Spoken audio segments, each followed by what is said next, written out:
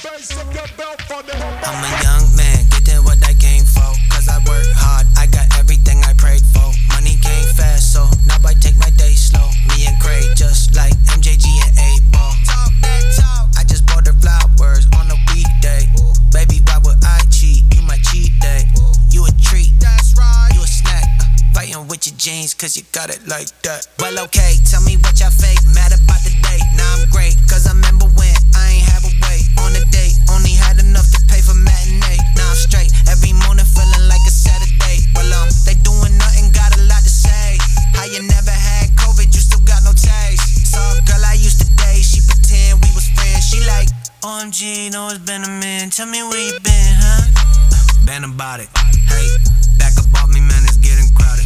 Hey, when I'm in Cali, got it in and out it. Whole lot of goofies in the spot, so I'm dipping at it. Adios. In the gym, getting brolic. At the party, we don't bother anybody. Always kept it solid. You know I always kept it solid.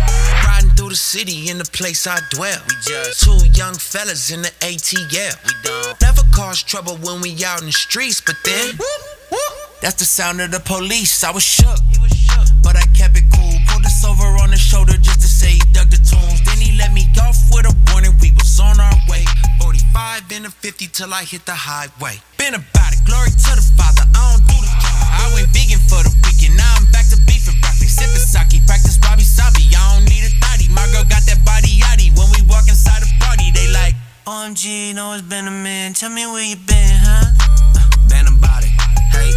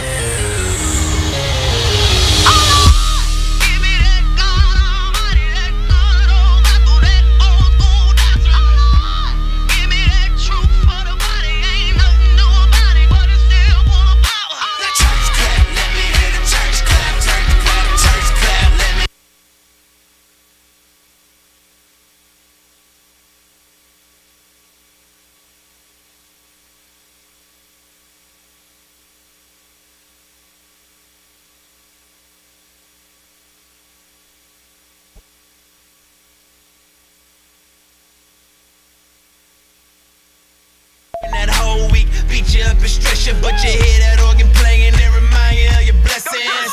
And on another note, she just hit another note. Chills down my spine, got me crying, make me overload. You don't know about it though. Old school church hymn seekers get the humming out of drum, I'm finna burst in. Lordy, Lordy, Lord, can you hear me now? Church close, swear that you don't care, you just get it now. Testify how we made martyrs out of these fathers and rose up all of his daughters to glorify him with thunder.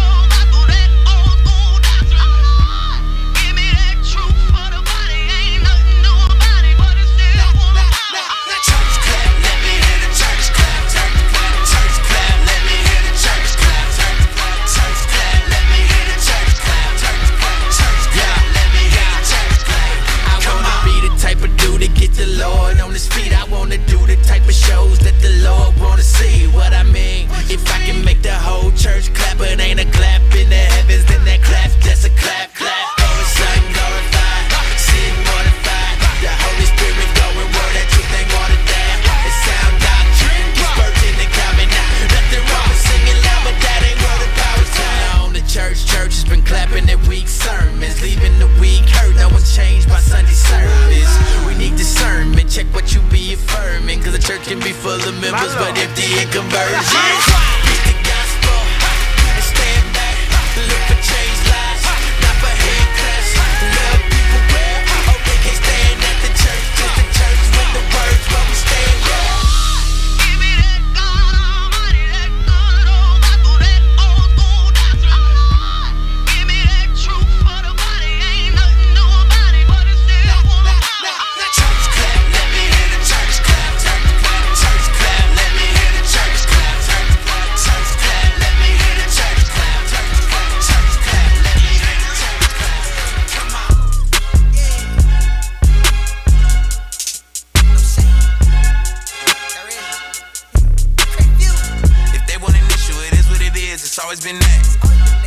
50-round drum when I'm praying, I'm ready for any attack. A lot on my mind, a lot on my chest, but I'm holding it back. It fuels my blood, we closer to slime and closer to slack. Yeah, and I'm on their side, what's wrong with these people? I'm keeping my spot, I was born with the cheetahs. The planet of the apes, I run with little Caesars. Let's free all my brothers, I know they some keepers. Don't leave my grandmother, I know she with Jesus. Rush hour Chris Tucker, I'm fighting the evil. I keep it 1,000, ain't trying to mislead you. I put some new gold on the princess of Egypt. Yeah, you put on the front, but you never rode in the wet. And I'm on chariots, I'm trying to make back the Trojans. I'm a barbarian, I can't be quiet for nothing. And I'm still shining, I can surprise the sun. What did you hide it from? If they want an issue, it is what it is, it's always been that. 50-round drum when I'm praying, I'm ready for any attack. A lot on my mind, a lot on my chest, but I'm holding it back. It fuels my blood, we closer than slime and closer than slack. Look, I rap with them demons and play with the dragon. Came with the sticks like I'm playing on Madden. Scam with the visa, you know I was having a new money counter went beep like the seatbelt investing. My truck get flipped over, I should've been dead, but I know I'm alive for a reason. God gave me so many chances, I probably look dumbass and chance for a feature. Every 12 months is my season, yeah. Kill me, I'll still be with Jesus. There ain't no way I can lose, but you touch on my kids and I take you to meet them. My strength is admitting my weakness. I'm crazy, you off on the weekends. You Jonah, I'm catching you sleeping. You off on my shit, pray to God they don't eat them. If they want an issue, it is what it is, it's always been that. 50-round drum when I'm praying, I'm ready for any attack. A lot on my mind, a lot on my chest, but I'm holding it back. It fuels my blood, we closer to slime and closer to slack.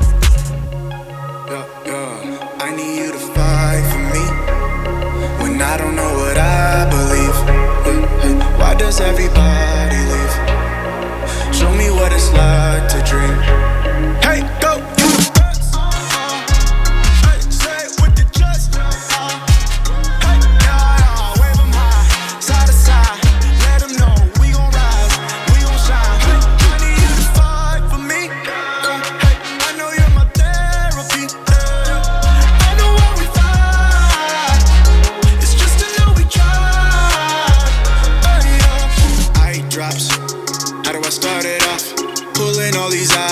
Trying to keep it all clear. I got way too many thoughts, but in these expectations got me feeling stuck like think I feel it all the time.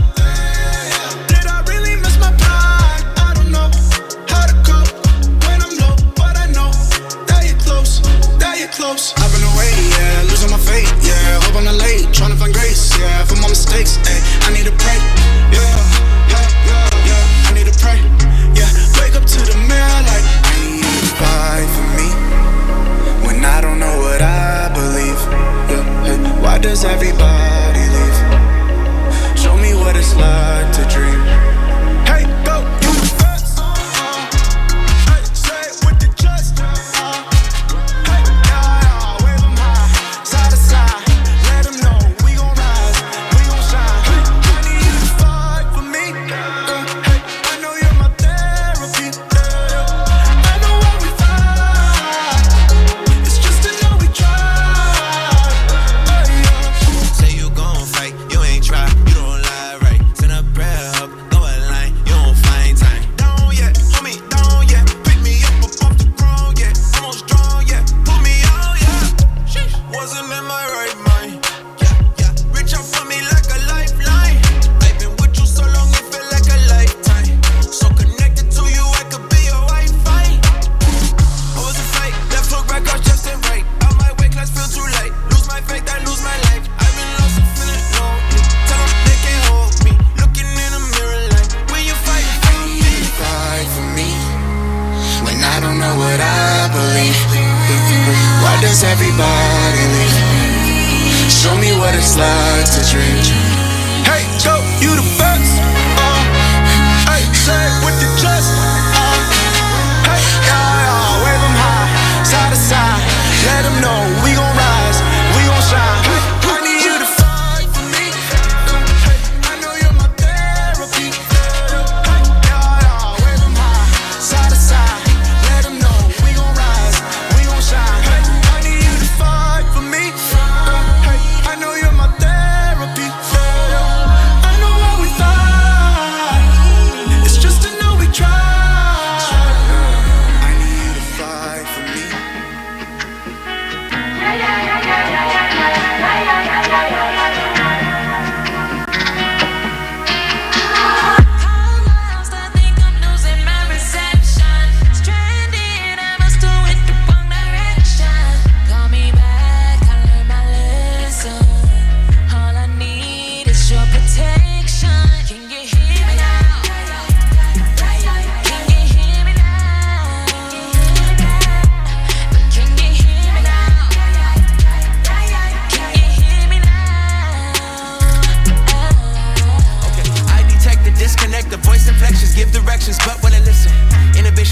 my intentions got me wishing it was different. I be tripping over 2 left feet, the path laid for me. Ooh, that's me, I keep straying from it. Help me, I help myself. I tell myself, don't sell myself short. The cellular sort that can't connect. Call God, but I call collect. Accepted charges, placed on hold, my faith the largest. I chased the stake the way the dog did. Her waist was great, her face was gorgeous. Her pace was slow enough to roll it up and offer smoke to approach the stars with. Smoke don't smoke, so ironic.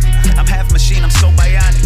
She passed the wings with dipped in ranches, slipped a glance and said she is with menages. With no horn, she attempt to profit. She'll sell a bit, she'll dip for profits. Weak flesh, boy, I need spare deposits. Good old word to grow till you feel the largest. BFS will need to be filled regardless. Care how hard the test is. Gotta stay connected. How lost I think I'm losing my reception. Stranded, I must do it the wrong direction.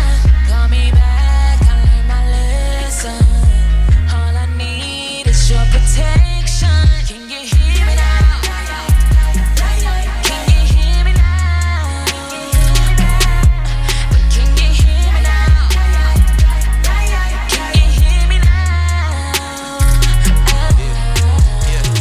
I've been afflicted, connection restricted. I know I should wake up and dig in the scriptures. I'm scrolling through pictures, I meant to get with you, but after some minutes, I guess I forgot. No time is precious, I know life get hectic. I make bad decisions and then I regret it. I know I should listen, take heed to the message. Too focused on money and checking my stocks. I already fell for the trap. Dance with the devil when it fell in my lap. Yeah. Brand new house with a cell in the back. I'm a solitary trying to sneak a cell through the back. Fans looking at me, they can tell if I'm back. They can tell if I'm going off the rails when I rap. I've been running so long, I excel on the track. They're choking me, that's why I exhale when I rap. How lost I think I'm losing my reception. Stranded, I must do it the wrong direction. Call me back, I learned my lesson. All I need is your protection. Can you hear me now? Can you hear me now? Can you hear me now? Can you hear me now?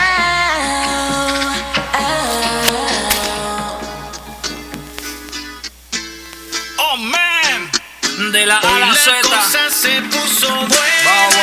Wow, UBO. El gozo corre por mi venas.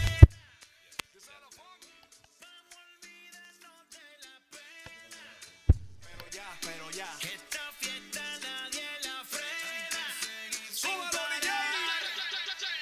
Porque traímos bomba para fincar y esto nadie nos lo puede quitar. No importa lo que pase, vamos a gozar. Traemos el sazón y somos la sal. Porque traímos bomba para fincar y esto nadie nos lo puede quitar. No importa lo que pase, vamos a gozar. Traemos el sazón y somos la sal. Yo, Redimido tiene bomba que retumba. Ponme la DJ que esto es pa' bendecir la rumba. Ando con el Rey León como Timón y Pumba. Sí, pero el que se escapó de la tumba. ¿Cómo te explico? Aquí andamos coronado y pico. ¿Dónde gritón de Dios? ¿A quien glorifico?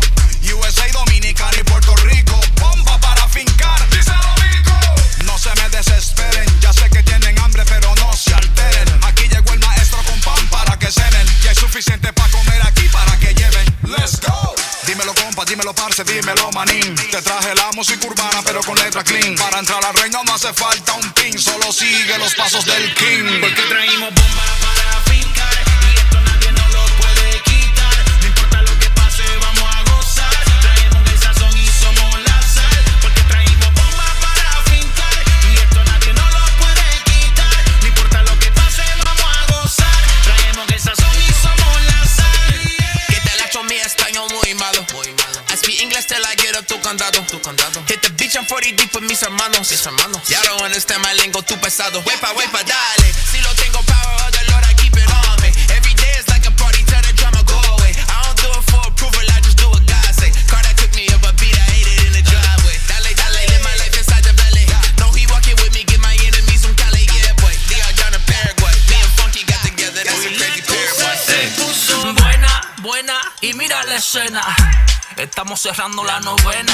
Va a ser llena y te soy sincero. Nos tocó batear y Jesús tiene el madero. So, ay, canta y no llores, more. Que vendrán tiempos mejores. Con tristeza tu rostro no devore. Que la paz es el gas que prende tus motores. Tu esperanza está en los días 15, espero. Debería estar en el día tercero. Y no me llame a los bomberos, más prende el noticiero porque Se puso buena.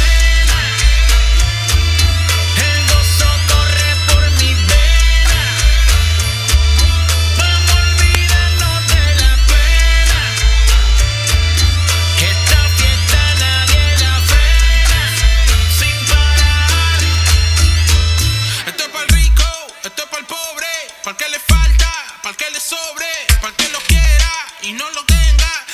tenga y no lo quiera. Para la iglesia, para el caserío, para los que son y los que no son de los míos. Y para los tigres que andan en jipeta y hasta los que andan en bicicleta. Porque traímos bombas para fincar y esto nadie nos lo puede quitar. No importa lo que pase, vamos a gozar. Traemos el sazón y somos la sal. Porque traímos bombas para fincar y esto nadie nos lo puede quitar. No importa lo que pase, vamos a gozar. Traemos el sazón y somos la sal.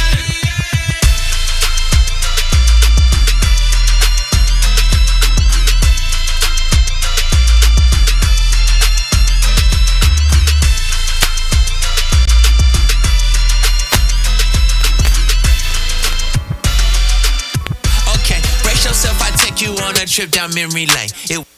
I'm about 5 seconds away from giving you the most amazing praise. I'ma give you 5, I'ma give you 4, I'ma give you 3, I'ma give you 2.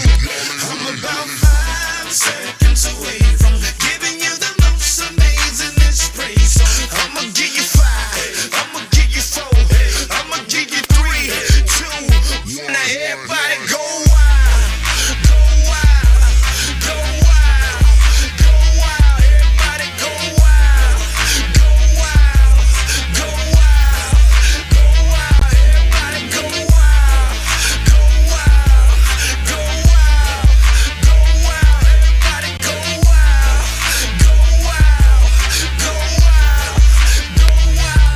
I'm about 5 seconds away from exploding like a time bomb. I'm trying to stay calm, feel the fire, kinda like Jeremiah. My praise is an elevator that'll take you higher. Devil, use a liar, you can't stop my praise, so I'ma count to 5 and I'm about to go crazy. Yo, I'm a wild out, like a new convert, screaming like a kid ahead of my Montana concert. I'm about 5 seconds away from giving you the most amazing praise. I'ma give you 5, I'ma give you 4, I'ma give you 3, I'ma give you 2.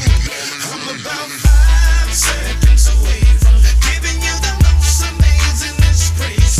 I'ma give you 5, I'ma give you 4, I'ma give you 3, 2. Now everybody go wild, go wild, go wild, go wild. Everybody go wild, go wild, go wild, go wild. Everybody go wild, go wild, go wild, go wild. Everybody go wild, go wild. My praise is crazy, my God's amazing. I can't stop praising, then y'all can taste me, but that won't faze me, 'cause of the way he's always by my side. All right. How we doing today, y'all? All right, y'all know, listen, whenever you have somebody that's speaking, you got to get that speaker energy. It's very important. So important. We feed off great energy. So how we doing today, y'all? All right, there we go. Well, welcome to the IMU Youth Boys and Men's Conference. My name is Dawund Hamzah. I came all the way from Cleveland, Ohio to see y'all. All right? So yeah, it's got it. Cleveland, Ohio in the building, right? I had on my Browns the other day. My wife was like, "You gonna really wear Browns, brown shirt to Dallas?" I said, "I gotta rep them even if they is struggling, you know." So my job right now, guys, is really just to welcome you. We good? Just to welcome you to the event. I'm not your host, but I do have the honor and privilege of bringing forth your host this morning. And when I bring him forth, guys, I really do want you guys to give him some great energy, because one of the things that I would say is maybe not always understood when you're putting on an event, right? When you're putting on an event, it is extremely difficult. It takes months and months of planning. It takes patience. You have to pivot when necessary. And then when it's all said and done, I mean, he had to, reach out to myself and multiple other individuals, Tim, Tyler, Vince, to actually come in and commit to participating in this event, right? And just arranging all those things, it's not easy. It's not easy at all. And then after all that's said and done, you got to get up and speak in front of people, which is actually one of the greatest fears. I don't know if y'all know this, but that's actually ranked as the #1 fear in human beings is public speaking. It's the #1 fear. Now, y'all could probably like look at me and be like, well, he don't seem scared. Well, my grandfather's a minister, and I had a chance to practice at an early age, and it's a passion of mine. I think it's a gift of mine, but it's not an easy thing to do at all whatsoever. So as far as my guy who bring up here, man, the way we met, I was actually speaking at a conference, and if anybody knows the name Jeremy Anderson, he's one of the top motivational speakers in the world, right up there with Eric Thomas, Les Brown. He's worked with a lot of those individuals. He's one of my mentors in the speaking space. And I had an opportunity to work with him and actually speak on stage, and came across my guy, Jay Mosely, and we've connected. Actually, it might have been even before that. Was it Sleepers for Suckers? He was, yeah, it might have been before that. Yep. So we had an opportunity to even connect before that, which was great, and always great energy. But just knowing him personally now, knowing how he operates and moves as a father, knowing how intentional he is about his own growth and development, knowing how big his heart is to not just, keep things within his own little bubble, but pour out and try to impact people all around the world. And I think this is just a small sprinkle of what you guys will see over the next coming years of what he's going to be able to put together and do. So I just acknowledge his vision, right? His vision to be able to put something like this together and collaborate with great people to come out and make an impact. So please, guys, stand on your feet and give a round of applause for my brother from another, Mr. Jay Mosely, my guy.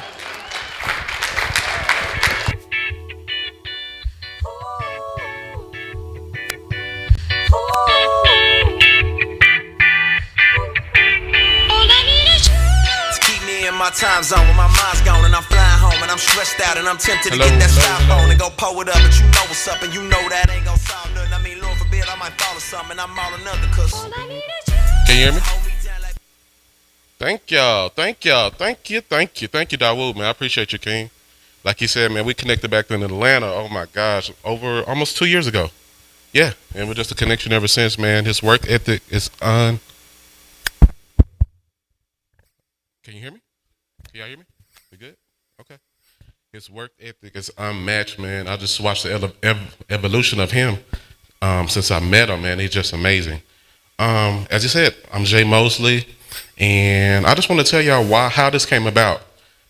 So September 1st, 2018, I was working with my dad.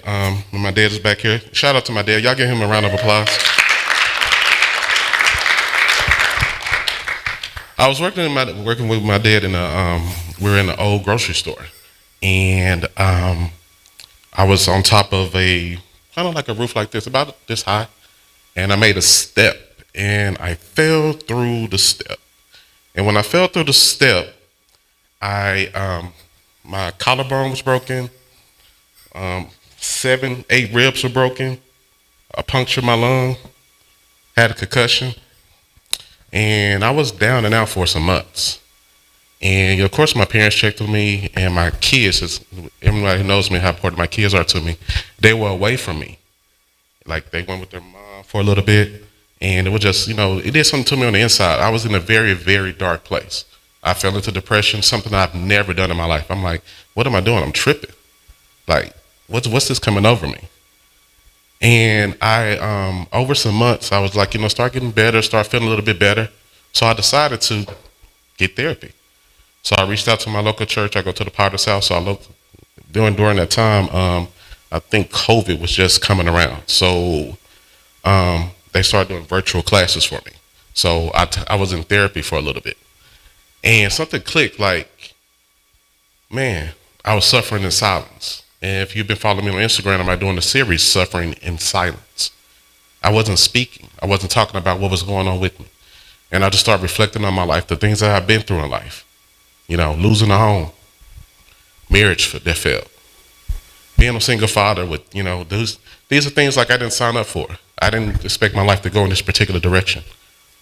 But I didn't have an escape. I had nobody to talk to. And once I started getting therapy and started talking to people, I was like, wow, that's just it. I started talking.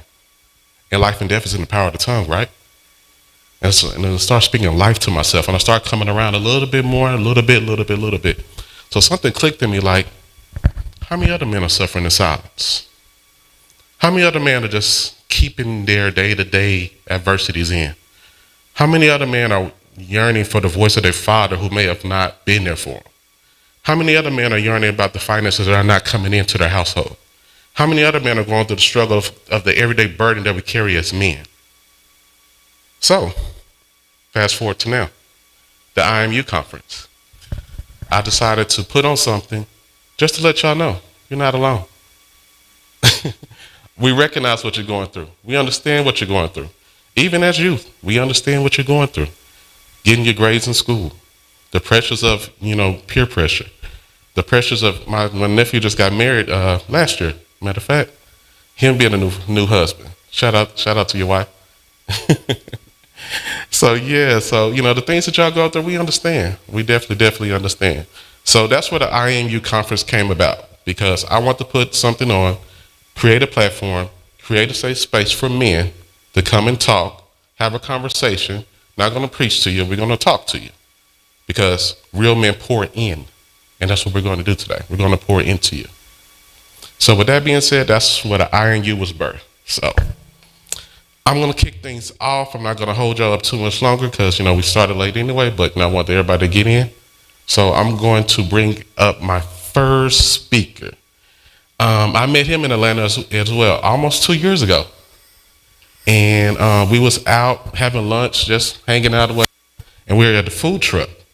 And he came up, and we just, had a conversation. And he was a young man. I was like, I love what you're talking about. He's talking about entrepreneurship, talking about his goals, talking about where he wanted to go in life, things he wanted to do, vision. I was like, oh, when he said vision, I was like, oh, bet. That's my boy right there. I love the word vision. And we stayed connected. And I told him, I think earlier last year, I was like, when I have my conference, I want you to come speak. And he was like, say less, I got you. And so when I gave him a phone call, he was like, no, Brandon J, just let me know what you need. That's servant leadership. I love it. He's like, I'll come serve. He's an author. He's in financial literacy. He is a man of integrity. He has a great work ethic. He's my friend. He's my brother from another mother. I want y'all to give a warm welcome to my boy, Tim Jonson. I don't do the most, but I do a lot. I'ma make a toast, cause we still alive.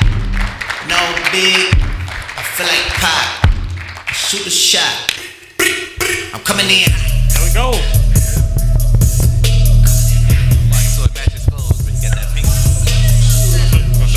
Gonna switch out? All right, there we go. All right. Yeah, coming in hot. Coming in hot. First one. What you said about being nervous? A lot of people are scared of public speaking. All right, I'm not scared, y'all. So anyway. All right. First, I would like to thank Jay for inviting me out here to Dallas. Like Dawud, I've traveled over here, about over 1,000 miles, about 700 and some change. I'm from South Carolina. So if I talk a little too fast, somebody just say slow down a little bit. However, I'm a Cowboys fan. Y'all in here? There we go. All right. So I like that. Somebody didn't clap. Who y'all go for? Okay. All right. So before I get started and telling about myself and everything like that, I want y'all to stand up and just clap it up for yourselves for taking the time out y'all Saturdays to come here.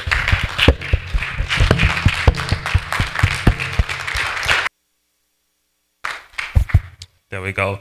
I like to always give thanks first because y'all didn't have to come here to come see us talk this Saturday morning. It's 10 o'clock. I know it's a little early for me to get up at 8 a.m. Saturday morning, especially to get up here and come and talk to y'all. All week long, I was thinking, what am I gonna really talk about? How can I really make an impact in this one space? Then I started thinking about everything that I've been through, and it all really led me up to this moment. As Jay said, we met in 2020 in the Atlanta conference. I didn't meet you that day, Dawud. He was the fan favorite. So I met Jay. We was at a food truck and we were just talking. I was telling him how I'm going to be a speaker. I love financial literacy. I got a book that was in progress.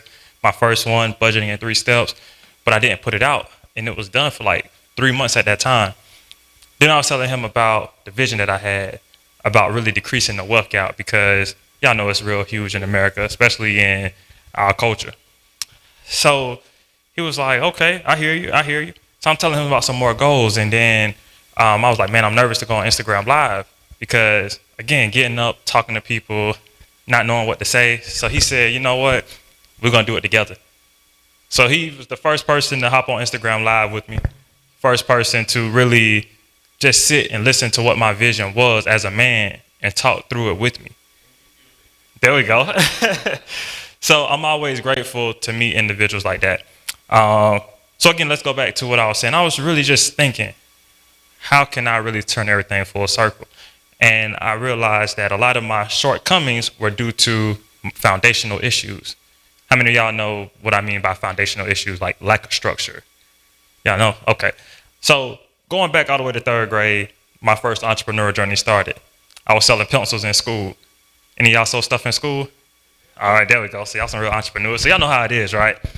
So I'm like about this tall. I was short. I'm tall now. I hit my growth spurt in middle school. So I was short, real skinny. People took advantage of me because of my size, and I didn't speak up for myself, right? So I was selling pencils. Didn't really work. Because people, when I go to the restroom, people steal my pencils. I come back, I'm like, dang, where'd my pencils go? But nobody will say anything. So I was like, okay, well, pencils ain't it for me, right? Fast forward to middle school, selling candy. All the real entrepreneurs sold candy in school, right?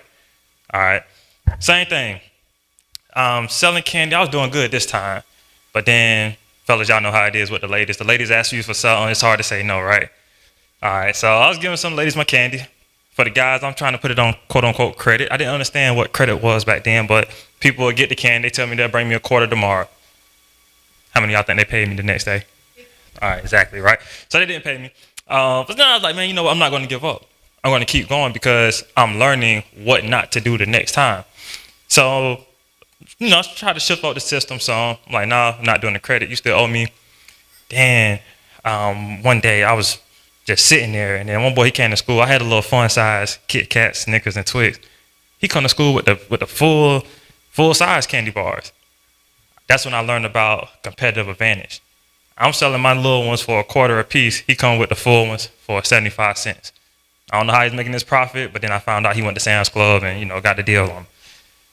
So, we continue to go selling candy, but then the school got mad because between me, him, and one of the other students there at school, we were out selling the vending machines. School selfish, they want their money too, y'all. So they said, if we catch anybody selling anything here at school, we're going to take our candy and we're going to take the money. So we was like, man, they ain't about to take our money. So, we just said, all right, we're going to shut down shop. Then I started getting interested in sports because I said, well, my investment in candy isn't really paying off right now. What if I try out for sports teams, be a football player or hopefully a basketball player? I hit my first growth spurt in 7th grade, so I went out and tried out for the basketball team, got cut. Tried out for football 7th grade, got cut from that too. So I tried out again in 8th grade. Y'all think I made a team, either one of those? No, he said, no, he ain't got no confidence in me. So I didn't make the team in either of those years. So you're right. So I said, okay, well, I'm not going to give up because I'm going to this next chapter, which we're going to call high school. All right. They said, go to weightlifting. Once you go to weightlifting, the coach is going to know who you are. You're going to more so get on the team because they don't turn anybody down, but you got to put in the work. So I started going to weightlifting. I get my confidence up. I hit my second growth spurt. I'm saying, okay, we in business. Go to practice during the summertime. And then, I'm going out there. Something new because I haven't played sports my whole life. But I love football. I like watching Cowboys, of course, So we get out there, right? And I said, okay, this is kind of easy. But then they gave us pads. The next day I went out there. So, we got our pads on. Do all of y'all watch football? For the most part. So y'all know what kick return is, right? All right. So I got 2 last names, Boatwright Jonson. So at school, they always call me Boatwright. That's what they put first. So they're like, Boatwright, go on the front line. All right. So we get on the front line, line up. They kick the ball off. I'm looking. So I'm like, I'm running. I turn around. Pop. Boy, done knocked me off my feet. Hit right in the face or right in the chest. So that was my wake-up call. I said, this is what real life is going to be about going forward. I got to be ready for it. The first day we get past, I'm getting hit right in my chest, knocked off my feet. Got back up though, took it like a champ. People laughed at me though, but say that's part of it. That's going to build my character. So we go forward, and I'm lifting weights, getting better. Got my first touchdown my 10th grade year. You know, y'all gonna clap that up for me? Got my first touchdown my 10th grade year. You know, that was pretty good. That was the best moment of my life at that time. Then 11th grade, we go out there. It's a game. I'm a receiver. I'm out there. Throw the ball. The ball's short, so I'm trying to go back to the ball. Then I get hit from both sides. Got a concussion. That was the last time I played football. Our coaches told us, play every down like it's your last. Because once you go out there, if it is your last down, you want to be able to say, I gave it all that I had when I could. For me, at my life at that point, I never gave anything all that I had. So, as Jay discussed, I went through that depression. I went through the anxiety because I was having headaches every single day for 10 months straight. I didn't know how to vocalize the emotions in the way that I've been feeling because growing up, I never vocalized it. So I started putting everything away. So I said, okay, well, what's my next step after high school? So I go to college. College, game changer. That's where I met my girlfriend at. So she's right there with me here today. So there we go. Got to give her a shout out because I got exposed to a lot of stuff. So like I was saying, back on my entrepreneur journey, I said, okay, well, I know I want to do something with business in the future. So I start my own t-shirt brand. Call it Taliva Clothing. I tell y'all, the first day I got my heat press, my machine, I printed it just like everything else in life. I got hit right in the face. I printed the shirt the wrong way. Smoke started coming from the heat press. Thought I was about to set the room on fire. But then the next 3 shirts that I made, I already had sales. 3 of my friends purchased those. So they already had my brand before I was even wearing it. And that lets me know, okay, I'm on the right path.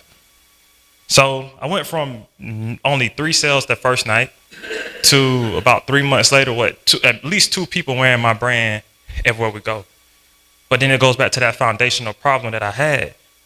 Once I was getting so many sales, they started knowing me by name on campus. I had my advisors buying my shirts, store managers at the places I worked at, some of the professors. But then I took a break. I took a break in the middle of my rise to the top. Like I said, everybody knew me. I took that break and then I wasn't the same because my foundation wasn't strong. But I didn't realize at the time. So I said, okay, well, I'm gonna get back into it, you know. So I started, stopped, try some other things. Those things didn't work either. Then graduate college in the middle of COVID. We moved from the city that we were in to Greenville, South Carolina. Then in 2020, that's where I went to the Next Level Speakers Conference. I met Jay. We had some great speakers that day, right? So I was telling them all my plans about the future, not knowing how I was going to accomplish some of these things because I never had a job over a year that I stayed at that I was happy at. So I said, okay, well, I have to be an entrepreneur. It's meant for me to be an entrepreneur. And that was in 2021. So we went to that conference in July. November came, I quit my full-time job to be full-time entrepreneur. Once that happened, it was nerve-wracking at first because my dad, he had some health problems going on, so I was going back and forth to home, check up on him. Put my book out, only had 2 sales. So I said, well, I'm going to do a financial literacy program because I love finance. Put the program out, no sales. So I'm like, oh, okay. Maybe I just got to, post a little bit more. Got to go out there and sell it online. I wasn't out there in the streets talking to people face to face. I wasn't doing events like this, talking to people about it. I thought posting was going to be enough to get me to where I needed to be. Again, foundation was bad. I purchased a program to be a better speaker. Like Dawud said, Jeremy Anderson, I got his program. I got in a group with other speakers. So I'm looking at it, I'm seeing people say how much they get in to speak. I'm like, dang, my whole life people told me I was talking too much. Like, why not get paid to talk too much, Every speaking engagement I had, I always go with my time. So it's like, okay, cool. But anyway, everybody told me I was talking too much. So I got this program, I'm seeing what people are making. I'm like, dang, just to talk. Like some people getting, well, I ain't gonna say no numbers, but people getting money just to go and talk. And then I started realizing, well, I got the story too. So let me get my story together and let me go speak. Last year, I did 13 speaking engagements. That's good. All right. But then so it was 13 overall, but around, February, I got a business coach because my business wasn't picking up the numbers. It wasn't doing what I needed it to do. I couldn't figure out, like, what's wrong? What's going wrong? Get my coach, and then, we're going through digging deep. He's like, you got to have a big enough why. I'm like, well, my family is my why. And it's like, okay, if your family isn't your why, what's going to happen if you don't accomplish these goals that you want to accomplish? So I'm like, well, they're not going to be able to do this, or we're not going to be able to do that. We can't have this, we can't have that. But I'm like, well, still though, coach, I don't think that's a good enough reason because I'm still not going as hard as I could. Then he was like, well, maybe your why is wrong. Maybe the thing that you think is your why isn't really your why. And I didn't understand that at the time. A couple months go by, I put out another book. I'm getting sales though, but not enough to really cover all my bills. So I had some money running low. Then I was like, man, coach, I got to go back to work because all my money is gone. It's like, I feel like a failure. He's like, don't feel like a failure because you had the opportunity to now, the skills that you didn't have, that you realized that you needed, you now can reverse those. You can learn different strategies. You can work on your time management. Those things that you didn't have, like the capital or the foundation to build before, you can now do. But who want to hear that in the midst of, I just left a full-time job to pursue entrepreneurship. I made a Facebook post so everybody know that I left my job. For me to have to go back to work, it's like, dang, I don't know how I'm going to overcome this. Then he was like, Tim, you got to realize your current situation is not your final destination.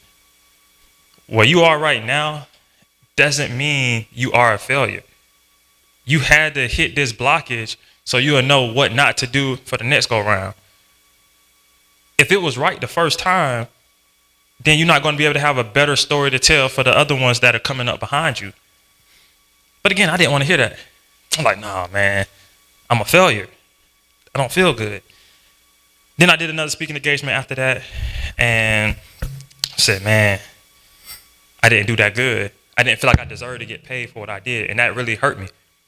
But I didn't know how to vocalize it. So I go back to work. And when I say I felt like a failure, it was just on me. How many of y'all felt like a failure before? See, all of us. But it's not about, again, where you are. It's about where you're looking to go. So when I go back to work, I started thinking to myself, why am I getting this same song every single time? Why are these business ventures that I'm starting not paying off? Why is it that I start so many different things, but I fail to stay with them long term? If I wasn't doing the things at work that I should have been doing, why did I think when I start my own business, it was going to go any different? The day we went to that conference in Atlanta in 2021, someone said, how you do anything is how you do everything. I said, what? He said, how you do anything is how you do everything. So I started going back, looking at my past. My girlfriend, she could tell you. She like, oh my goodness, you living in the past. I'm like, I'm not living in the past. I'm just trying to figure this thing out so I can be better in the future. So I started, doing a deeper dive. I said, well, every time I was in school, I never did my homework the day that they gave us the homework. I waited till the morning of, or sometimes in class before they collected it. Whoever laughed, they did the same thing. So I was doing things like that. Whenever it's the day of the test, I'm studying before the test. Whenever it's time to go to work, I'm doing enough that they'll say, Tim, you're doing a good job, but not enough to say, Tim, you're doing a phenomenal job. I was like, well, this is my job description. Why do any extra stuff that I don't have to do? Because, y'all, we don't want to get paid for the work. We don't want to get paid the same thing for doing more work, right? So I didn't realize that in my own business, I wasn't going to have to do just more work. I was going to have to do all the work. So then I'm like, okay, I can use this job as my advantage. I can use them to better manage my time. I can use them to better manage my structure, how I perceive things. Stop waiting till the last minute to do stuff. Stop just doing enough and start doing more. I was like, okay, cool. Then I started looking again, and I said, well, what is it? We was having a conversation. I was telling her what I want to do in the future, and then she was like, I don't know. And I was like, well, why don't you know? Be honest. And she said, well, Tim, you start a lot of things, but you don't finish all the way through.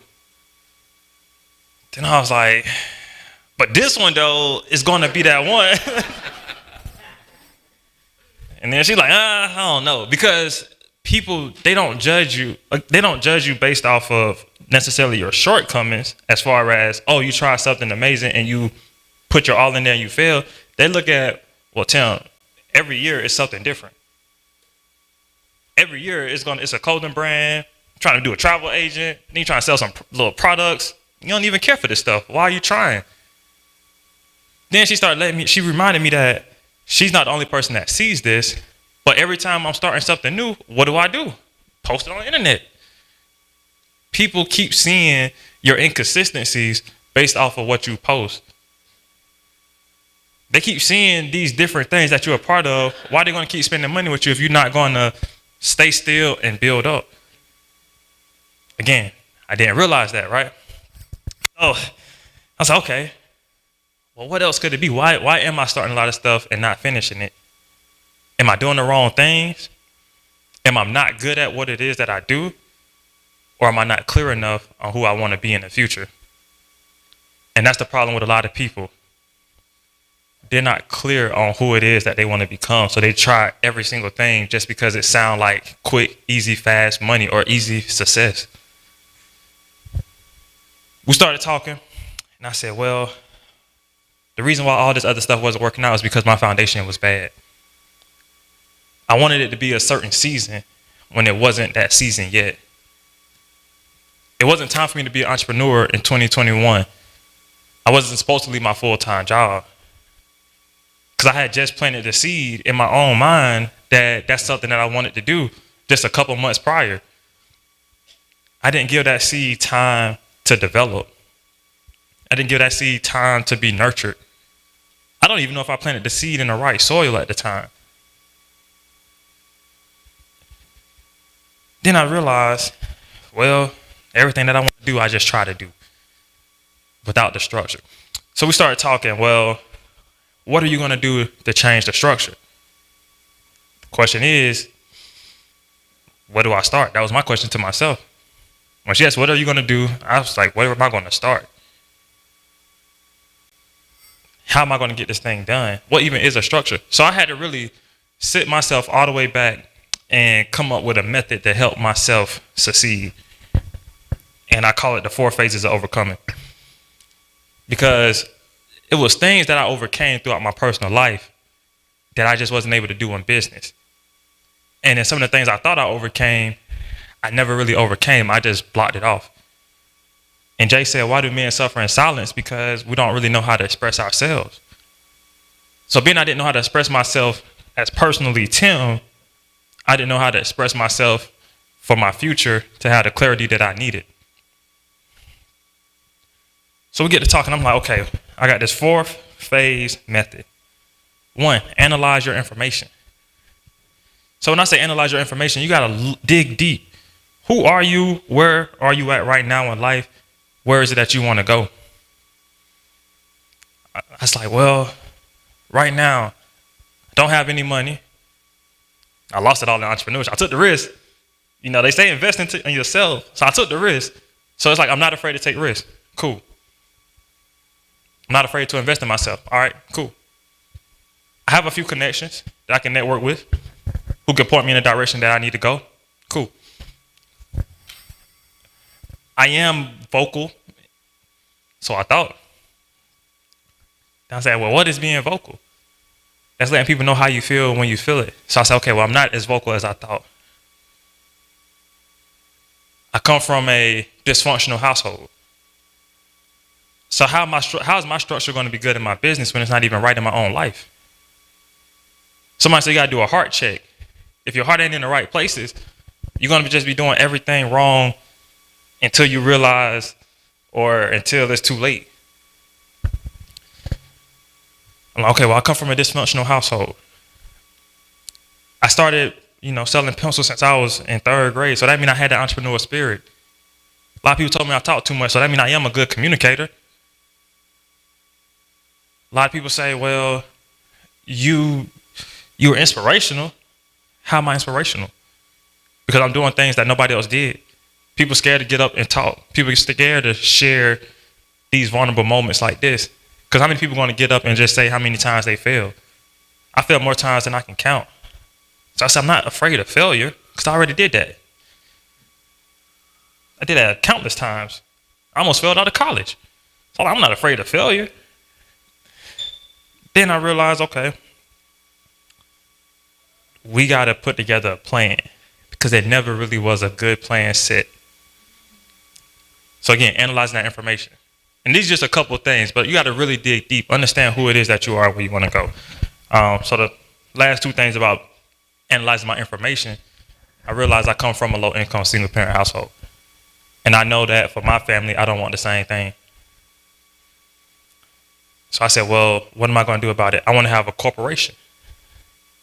I don't want to just, coast through life and just be mediocre like I was already doing. Because that didn't get me anything that I wanted. That didn't bring me any freedom. So I want to have a corporation. Get publicly traded on New York Stock Exchange because only 2 other black men or black companies are able to do that.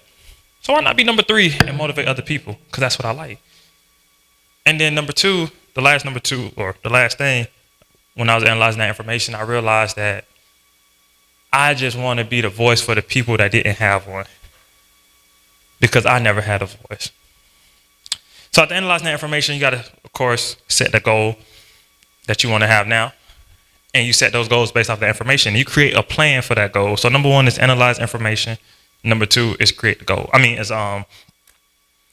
Create the plan. So you creating that plan, it's like, okay, if I want to have a corporation, how am I going to make that come true? I'm not going to be able to start a corporation tomorrow. And you got to understand that your goals that you might have, they might be long term. But as long as you know how long it's supposed to take for you to get to that goal and you clear, cut, and precise on those things, it's easier to stay focused. Creating that plan, I'm saying, okay, well, I don't know anything about having a corporation. Who might know? Start getting around the tax people. Started getting on LinkedIn, adding people that have corporations, adding CEOs of corporations. They don't have to look like me for me to get the information from them. I'm in banking, so who is someone to say I can't ask these questions or I can't have this information? A lot of times we want to do the research on our own without asking people, but people a lot of times want to invest in the people. All the information isn't going to necessarily be online because you have to talk to a person to figure out, how do I file this? How do I file that? Creating a plan, I said, well, I'm in Greenville. We moved up here in 2020, but I don't have a lot of connections here. So whenever it is time for me to start my corporation, how am I going to get the business that I need if I don't have the people around me? If I don't have the trust of the community, how do I make a corporation work? Because people have to invest in corporations, right? Creating a plan is, well, what do I have now? I have my own business where I speak. I could build a trust up like that. I love to volunteer and serve the community. So I can do that. I can serve more people. I can start a nonprofit. Because, I'm taking these steps to get me to where I want to be. Now, after you create the plan, then it's time to test the plan. See, a lot of people, this is where they fail at. They had a plan. How many of y'all wrote down New Year's resolutions this year? Raise your hand. Don't be ashamed. I did too. Everybody will set up a New Year's resolution every year, right? But how many people actually completed them? Somebody who raised your hand, how far have you completed any of the ones you set so far this year? Okay, right. Well, all right, we're quiet now. So what I'm saying is we'll have the plan, but we don't test it and we don't work it enough to complete it. And this is the same thing. It's not necessarily a you issue. It's a commitment issue to your goals. It's not like you're doing something wrong by not doing it, but you got to figure out, why am I doing this wrong? And it's okay to reset your goals that you have. There's been times where I set a goal so big, that's like, nah, I'm not going to be able to do that because it wasn't realistic. So again, go revisit your New Year's resolutions and figure out if you need to cut that goal back or what do you need to do to handle it. But anyway, back to my story. So testing the plan, you got to give it enough time. And this is why you got to have the time frame on it. If you know your plan is going to take you, let's say, a month to complete, you want to be able to have those touch-in bases. Okay, at the end of week 1, what should be done? End of week 2, what should be done? For me, mine is a 10-year plan. I'm 25 right now, so by 35, if y'all want to see me on New York Stock Exchange, y'all can hit me up and say, Tim, what happened? And I'll be able to exactly tell you. But anyway, when you understand how long it's going to take for you to get this goal, set up the points, like different points. There's like a GPS. If you got more than one stop, this is stop 1, this is stop 2, this is stop 3, boom, final destination. Not like the movie, but you got your final destination. And really put all your effort into it. And then number 4 is monitor and adjust or readjust as needed. So you might be on that plan, might be moving forward, and you're saying, well, I'm not really getting the results that I've been looking for. Well, what's going wrong? Are you only posting knowing you want to build a business? If you want to be an athlete, are you only working out at school? What can you do in your free time? What could you do with your coaches? So you have to readjust the plan. Now, right now, I'm in my test phase because I am speaking. Like I said, last year I spoke at 13 places. At the end of this month in April, I'll have 13 last year. I'll have 12 done by the end of April this year.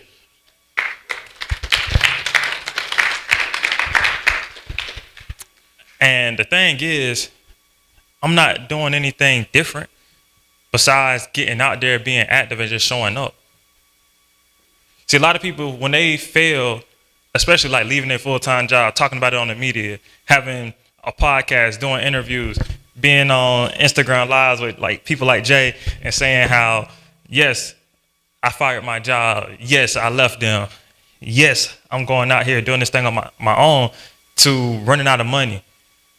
They're feeling lonely. They're feeling like something was just taken out of you. A lot of people, they'll let that make them. They'll become their failures. So for all of y'all, I'm just saying, don't become your quote unquote failure. Because I was at a conference last week and the guy, he reminded us, he said, failure is a prerequisite of success. In order for you to succeed, you must fail first. Because losing teaches you how to win, but winning never teaches you how to lose. So I'm saying it again, losing teaches you how to win, but winning does not teach you how to lose. So how are you going to go out here in life and only expect to win? That's what I was expecting. I'm like, oh yeah, when I leave my job, I'm going to be like everybody else. I'm just going to rise to the top. But I wasn't putting in the work because my foundation was bad. If you build a house on a bad structure, eventually it's going to just crumble down. Might not be today, might not be tomorrow, but it can come and catch you in 5 years or 10. Dawud can attest to it because he's in the real estate world too. If that foundation is bad, it's going to fall. You just don't know when. And that's the most dangerous part, when you don't know when things might fall. Now, if you have your goals and you have your structure, then you can say, okay, well, listen, if this one thing go wrong, then it's going to fall, and you know how to prevent that. But if you don't know because you don't have this thing set up in place to see it coming, you're going to be in for a rude awakening. Now, last story for, am I running low on my time? Running low on time? Few more minutes? All right. See, I told y'all I talk too much. But I'm going to say this real quick. Going through my entrepreneurial journey and being around more, especially young individuals, I started to realize it's not necessarily about what we may want. Because mentally, we'll say we want a lot of things. Like, people say they want to be rich. People say they want to have like 10 cars. I was telling her the other day, when I was in middle school, I said I want to have a car for every day of the week. Why? I don't know. But that was a goal. And it's like, you got to really realize or think about it. Why do you really want to accomplish this goal? When I thought my goal or my why was my family, I had to realize it wasn't necessarily my family that I have now, but it's my family that I'm going to have in the future. Because my family was dysfunctional, and I don't want that.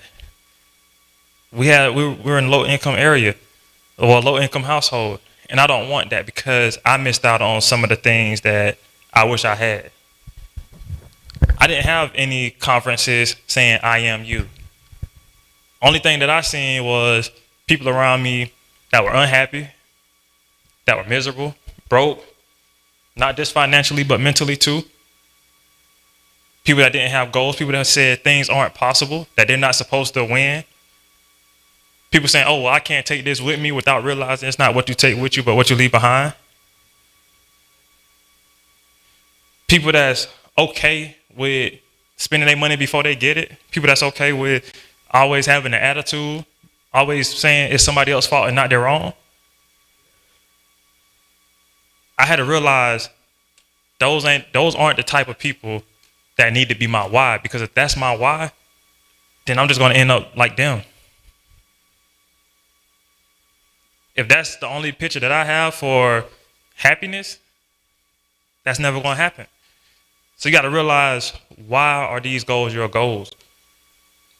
If it is a car for every day of the week, well, why was that my goal? It was my goal because I thought if I could be different every day, then I'd be happy. But I had to realize it's not necessarily that I wanted to really be different. I just wanted to have a voice the whole time. I just wanted to be heard and be seen. Not by all these people here, but just by my family members. So when they say, why do men suffer in silence? It's because we don't really realize exactly what it is that we truly want. We will look at a car as the goal without realizing the underlying aspects. So before I finish up tonight, or this afternoon, morning, whatever time it is, before I finish up this morning, I just want to leave y'all with one last thing. In the alphabet, L comes before W. You're going to take some losses, learn some lessons, might lose some money, lose a little piece of your mind in the process, you know. But then you keep going, and eventually you're going to get to that W. Thank y'all for y'all time this morning. I'm coming in.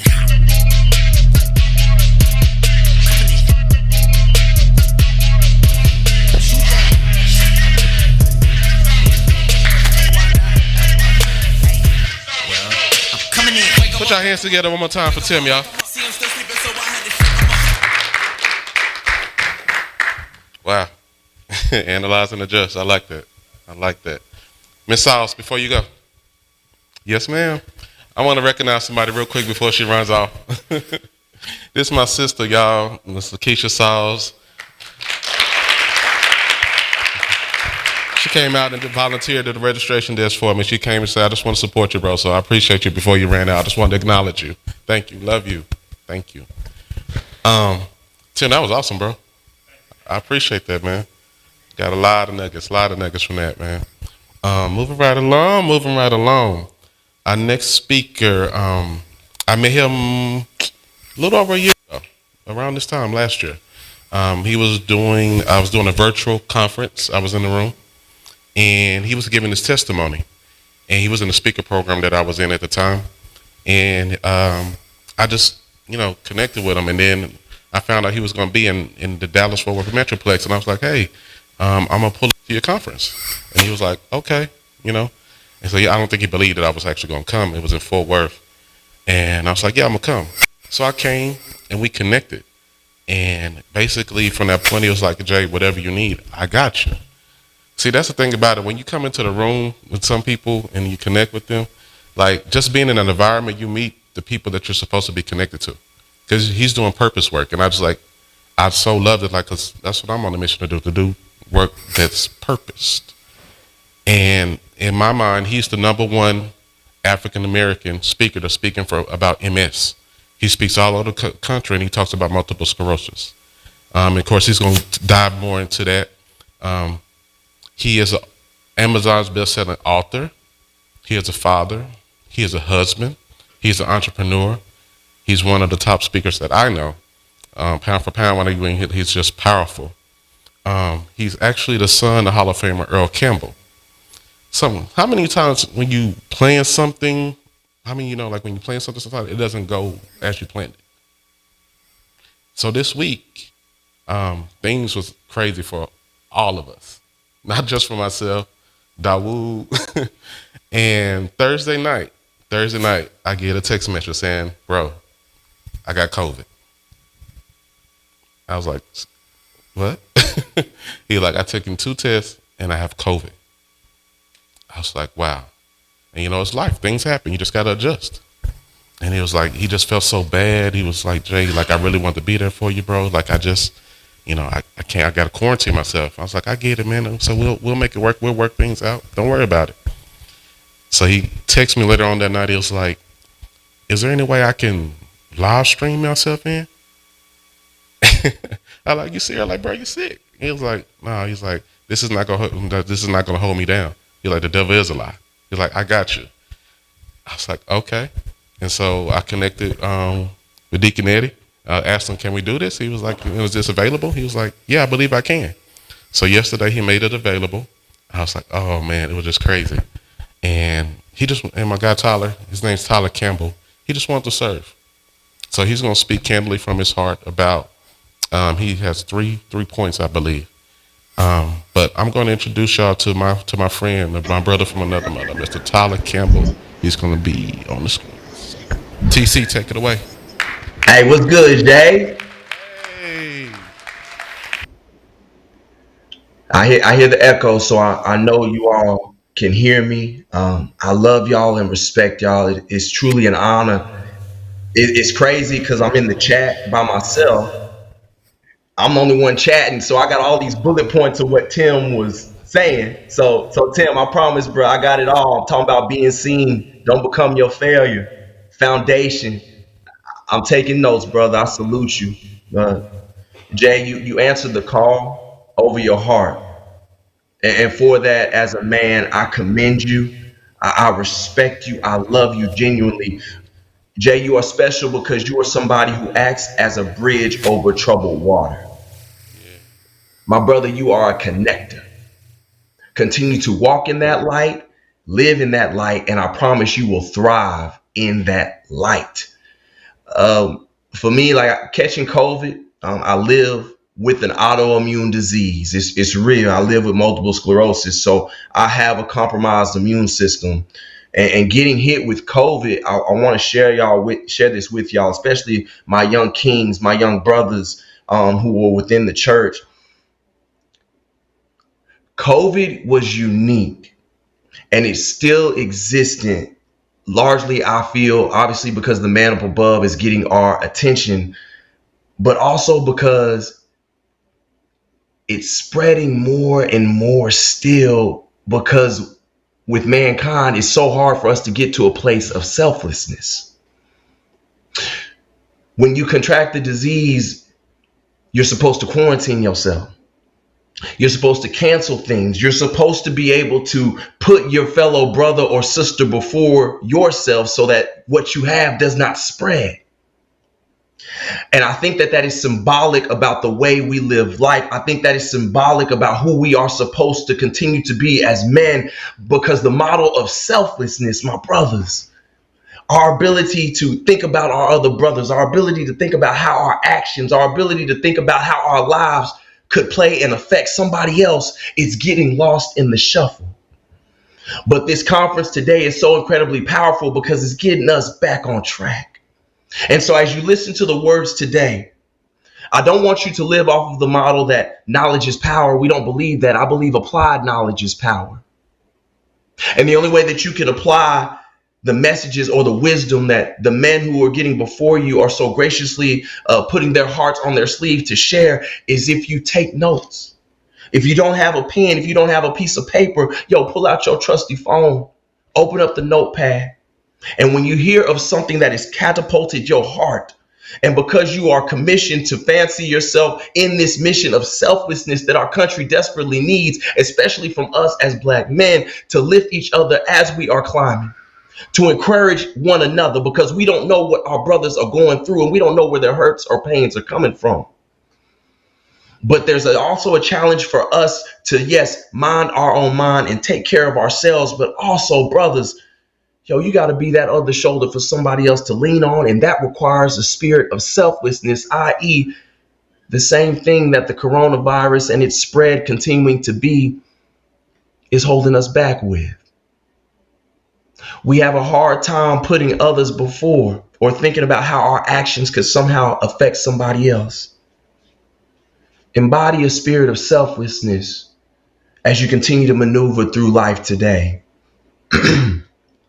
I wouldn't let this disease hold me back.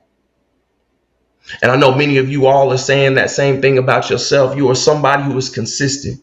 You are somebody who has a willingness and a heart to serve. Think about those moments in your life when you are being challenged with something. When something is trying to literally stand before your face and stop you from being the man who you are so desperately seeking to be. And if you haven't had it spoken over your life, brother, I'm here to speak it over for you today. You are a powerful human being. You are an amazing young man or other man who are in this sanctuary right now. And don't forget that the man up above has favor over your life. And stop thinking that because of where you come from, the way that you grew up, the things that you lack, the things that you don't have, the things that other people on social media have that aren't in your wheelhouse, please understand that you are destined for those things, and don't get swept up in the fact that where you are and what you come from omits you from having or being a blessing to this country that we live in. You see, the world will have you think that as a Black man within this country that you aren't needed. That you aren't valued, that you aren't important, and that you aren't necessary. And I come here today to squash all of that. Because the reason that you are being challenged, the reason that we are being ridiculed, the reason that we are being ostracized, Black men, Black brothers, is because we are that amazing, and that you are that powerful, and that you are a king, that you are knowledgeable, influential, noteworthy, and God-fearing. Those are who you are. And when we start to recognize it, when we live by that model of selflessness, that when we stand in and being that shoulder for our brothers to lean on, and we stand united and together, bro, nothing can stop us. But at the same time, we got to start checking in with who we are. Like Tim was saying, we got to start to establish that foundation for ourselves. And if you don't have that safe place, be thankful, because today Jay has established that safe place. My brothers, I just want y'all to see what's real. I want you to recognize that, the money may not be right now, but recognize that you come from royalty. We were designed that way. We are a unique people. And don't let the world try to take away from what you are. The only reason they picking on us, the only reason our journey is always harder, the only reason that we have to do that much more to become is because how powerful you are when you settle in with comfort as who you are as a man. So count it all joy when opposition hits your face. All they're trying to do is derail you and tip you and get you into a mode of believing that you aren't destined for something special. And I just want to help y'all grow confidently in who y'all are today, because the goal should be, once you leave this conference, you are an instrument of change in whatever community that you come from. That you don't always have to look to social media. You don't always have to look towards somebody else. That you recognize that it starts in with you, and that you are that change. So I'm glad to be here, COVID and all, bruh, and we're going to get better today. And so let my energy and passion be your energy and passion. And on the count of 3, I want you all, with every fiber of your being, to yell out TC Speaks. And the reason being is because somebody didn't wake up this morning, but we did. And in that spirit of thankfulness, in that spirit of embracing change, in that spirit of being that person who will be the leader in the community, that's what today is all about. you have that opportunity that somebody didn't get. So on the count of 3, I want you all to yell out TC Speaks, and we're going to get into this message really quickly. Let my energy and passion be your energy and passion. 1, 2, 3. Yeah, that's good. I want you all to write this down. The title of today's message, I'm coming from the perspective of it's time to fly high. Growing up, as Jay told you, my father, he's an NFL Hall of Famer, Heisman Trophy winner. According to our own state of Texas legislature, y'all should have learned this in 7th grade English of Texas history, but you didn't. My father is an official hero in the state of Texas. We got Stephen F. Austin, Sam Houston, Davy Crockett. The 4th and only official hero that you have living in the state of Texas is my father, Earl Campbell, as declared by our state legislature. That's Black history for you. Growing up, I was birthed into a world that had great expectations of who I was and what I was to become, hoping that I would one day follow into my father's footsteps. Everywhere that you go, everybody knows him. Matter of fact, if y'all shop at Walmart, Kroger, whatever, it even goes as far as to see his face on a smoked sausage product when you go by the sausage aisle. He like the only black cowboy that you see in the grocery store on a sausage. That's my pops. So everybody knows him. What it did for me is it stopped me from loving me for who I was. There wasn't pressure from the outside world, or there wasn't pressure from my family to grow up and be something similar or to walk in my father's footsteps. Bro, that never happened for my family. My mother and my pa, they love me. I'm blessed to come from a 2-parent home. You hear me? What I wasn't prepared for is not walking confidently with who I was, the things that I love, the things that made Tyler who he was, not recognizing that the man up above created me to do my own thing that could have been totally separate from my father, my brother, my mother, anybody else. I got my own calling, just like each and every one of you all do today. You got your own calling. I let the ways of the world totally derail me from the will or the purpose over my life because I was caught in a situation of looking to please outside individuals instead of working to please me and to make me, working on the things that make me happy as a human being and indulging in those things. And so for some of the brothers who are tuning in, I want you to make sure that you're in tune with yourself. Yo, what are the things that bring you joy? What are the things that bring you love? What are the things that bring you happiness? And are you doing your best to ensure that you put yourself in that atmosphere to do those things each and every day?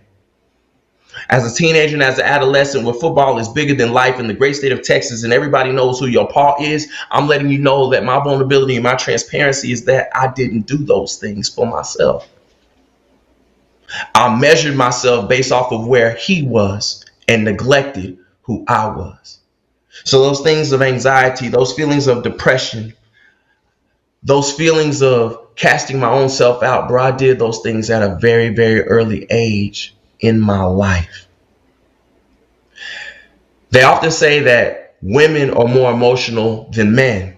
That's not true. There's no statistic out there in the world that actually proves that. Fellas, where the ladies got us beat is they actually understand how to express their emotions in a larger way than what we are accustomed to, because the space hasn't been placed for us to be able to do those things. So we're behind the curve. Instead of giving into my emotions and letting them breathe, I suppress them, which is what I'm sure so many of you all are accustomed to doing, or the older crowd, you've grown in acceptance and understood that that is okay for us to do. The suppression of my emotions led me to take my feelings and act them out of a spirit of anger. So I was the kindest person and still am to this day, but at the same time, because I didn't understand how to handle my emotions, I had outbursts of anger. And honestly, that's how I ended up loving football, was because I could go and bust somebody upside their head or bust somebody in their mouth and I wouldn't get in trouble for it.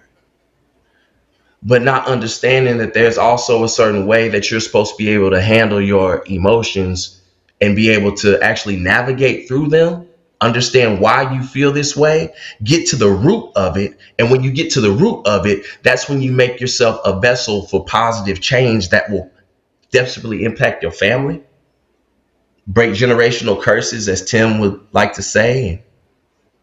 And that's that level of manhood that most people don't talk about. We are accustomed to hearing those things like, don't cry. You know, we don't do that. That's not what men do.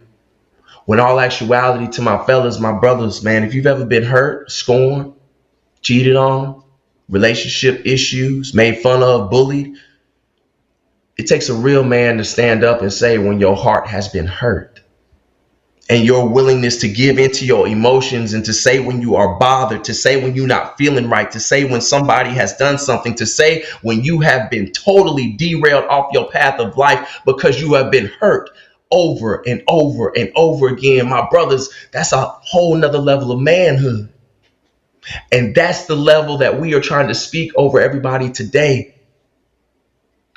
Because it was in the wake of all of those things that I actually understood that my gift in the world wasn't speaking.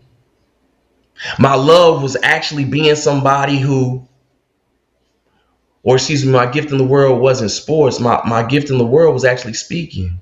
But because I was so worried about what other people thought about, and because I was so caught up in what my father's legacy was, I never let people know that I enjoyed comic books, that I actually love English, that I love predicate nominatives and predicate adjectives and subject verb agreements and direct objects and indirect objects and sentence structure.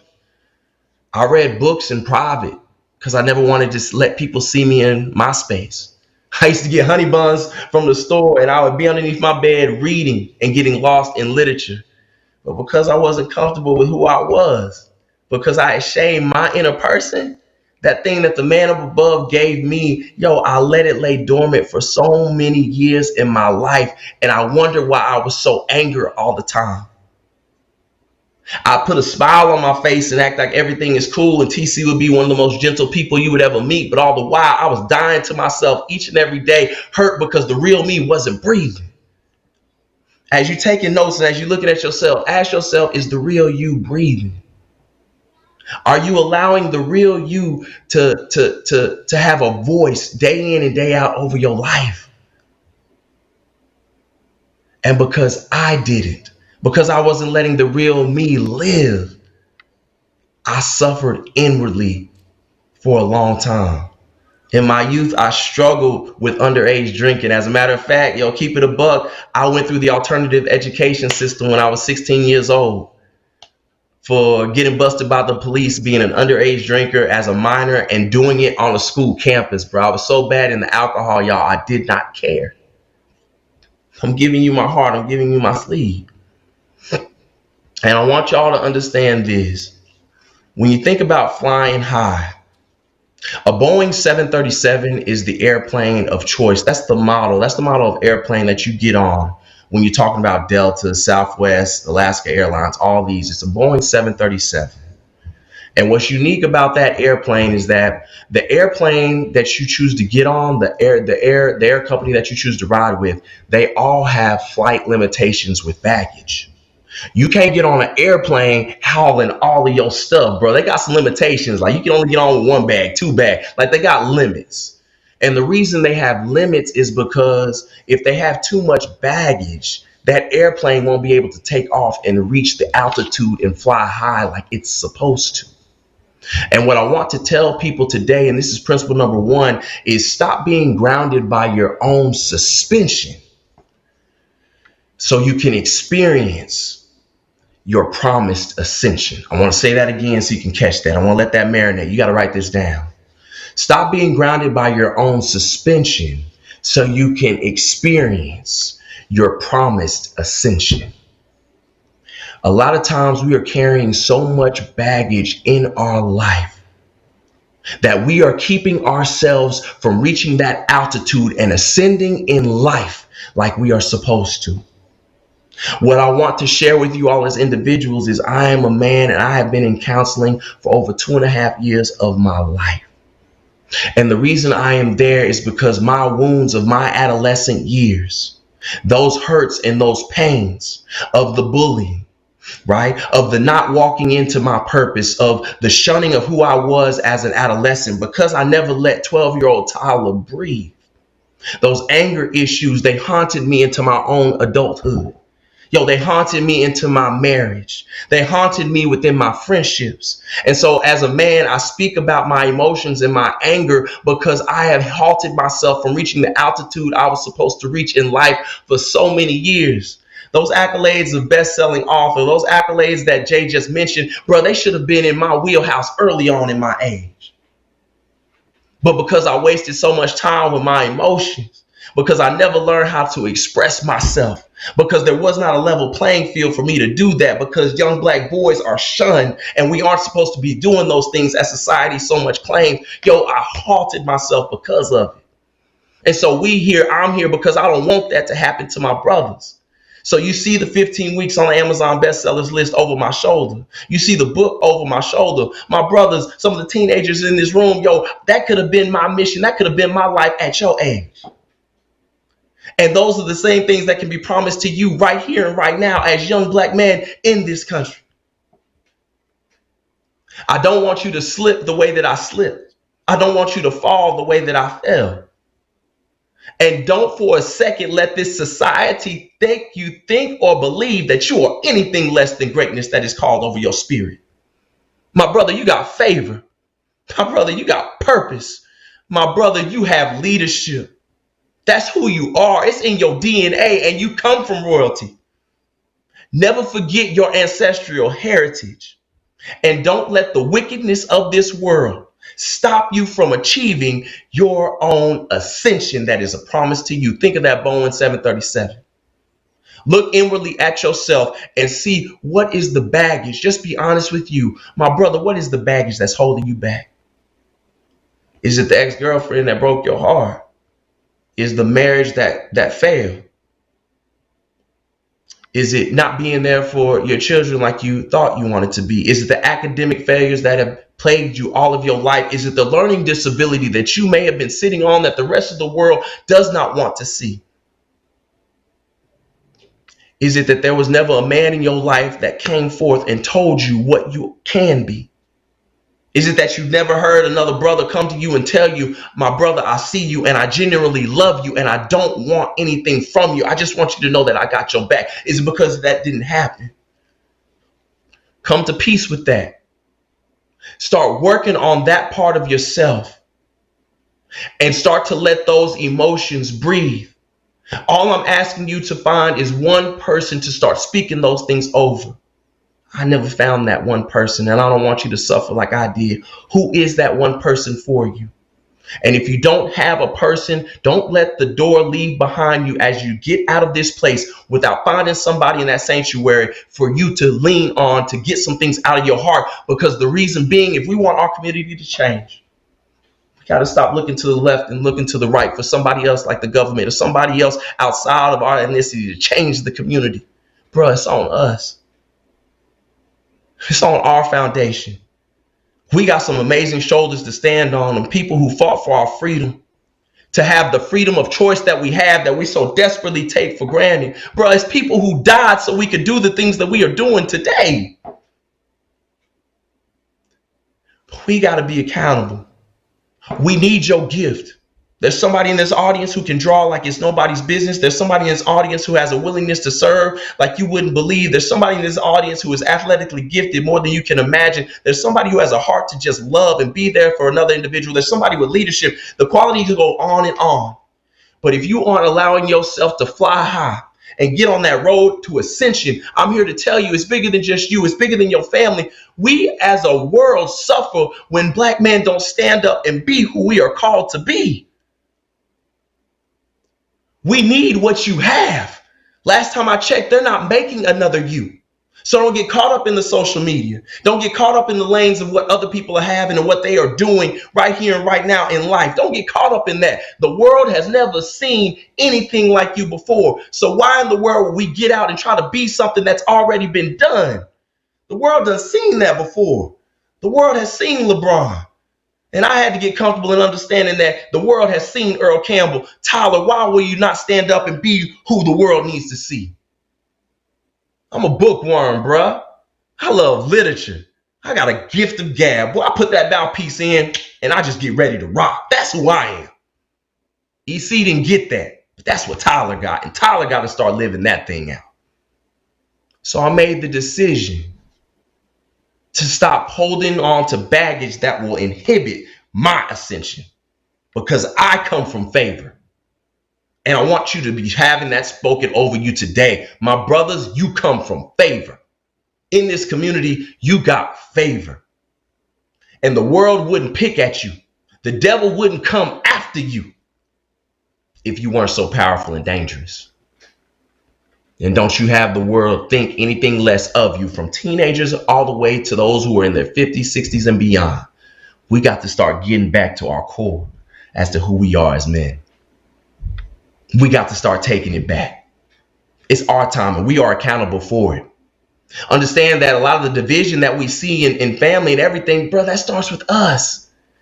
That element of divide and conquer, bro, it starts with us.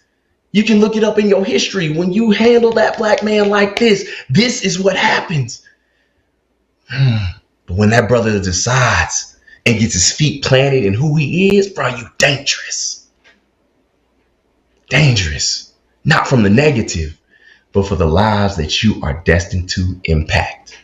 And if you've never heard it spoken over you today, I'm speaking it over your spirit, live and direct from a Zoom call, coronavirus and all, living with the autoimmune disease with less white blood cells than anybody else in that room probably. I'm speaking it over to you today. Stand and fight for it. Stop being grounded by your own suspension so you can experience your promised ascension. It's time to fly high. Principle number 2. Every flight is met with some turbulence. South Dallas Stand Up. One of the books that changed my life when I was young was the story about a gentleman who won the 1986 slam dunk contest against a man by the name of Dominique Wilkins right there in Dallas, Texas. He went to Wilmer Hutchins High School. His name was Spud Webb. He was the first gentleman under 6 feet to ever win the slam dunk contest. To my young people, like y'all know Nate Robinson and even people like Mac, who won the dunk contest just a little while ago in the dunk contest in February. He was the first person at 5'7" to show the world that even somebody of that stature could defeat and win a slam dunk contest. It had never been done before. But if you know Spud Webb, growing up in South Dallas, Wilmer Hutchins High School, you'll know he actually had his first dunk when he was 5'3". All his life, he had been ridiculed and chastised and made fun of because he was young. And when he made his mind up that he was one day going to dunk a basketball, everybody did nothing but laugh at him. When he told people that he was going to play in the NBA, even after having no offers after his high school tenure, having to go to a junior college first, people laughed at him and said, "You cannot do this." When you walk out of those doors, do not forget or do not be deceived in your thinking that even though this love and this positivity and this prosperity has been spoken over your life by all of us as men, don't be deceived to think that for the second that you get out of that church, you are not a target. You are a target not just because of your skin or anything like that. I'm talking about being a target for your dream. Yo, the world is going to do anything to derail your dream. And don't you let them have it. Yo, you got to fly high. So understand that when you are being picked at, when you are being chastised, when you are being chased after, when you are being shunned, when you are being silenced, that, like Jay says, it's because you are so powerful. So get ready, because the world is coming after you. You done sat in this conference. You done got all this good energy. You done got all this positivity. Yo, America, the world is coming to take that from you the second you leave. So call a spade and just get ready. Just because we come in here and speak all these things over you, I don't want you to believe that it just gets easier. The journey is difficult. Bro, it's not for the faint of heart. That's why you are a stand-up man. Not because you're not supposed to cry tears, or because you're not supposed to do this or talk like this, or not letting people know about your emotions. That does not make you a man. A man is somebody who can openly give your heart, express it, and not worry about what the world has to say about you. It's because who you are. That takes a real stand-up man. And so get ready, because the turbulence is coming once you start to go down that path. As you make notes, as we talk about your flight turbulence, who are the men in your circle that you can go to? What homework are you going to start doing on yourself in your relationships as you evaluate who's in that circle? Who has to go? Yeah, that's a real man. Who can stand up and recognize where it is that you want to go in life, and who is a part of that journey and who ain't. I love Nipsey Hussle. He used to say the circle is getting smaller, everybody can't go. You got a destiny called over you, man.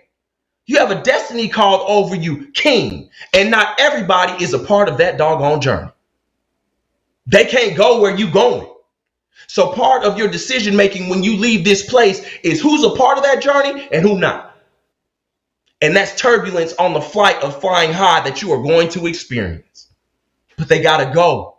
You got to let them go.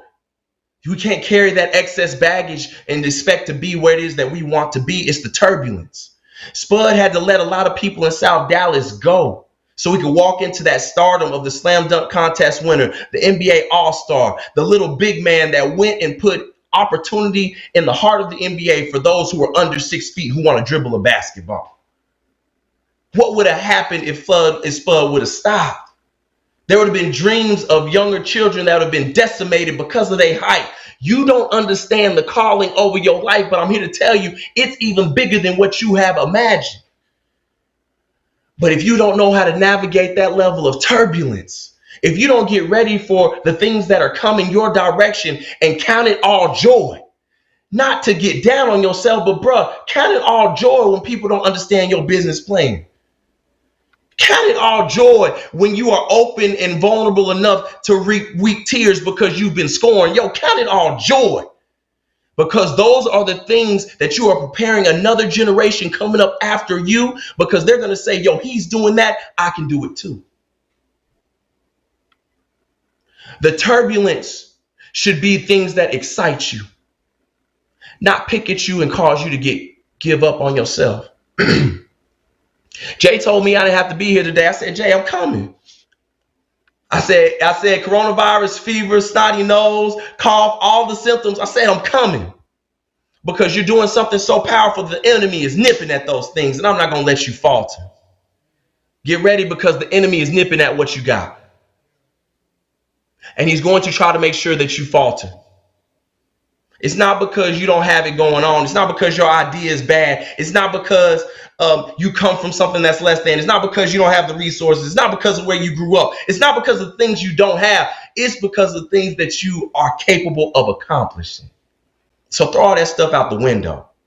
Embrace the turbulence. The coaches who don't think that you can accomplish it.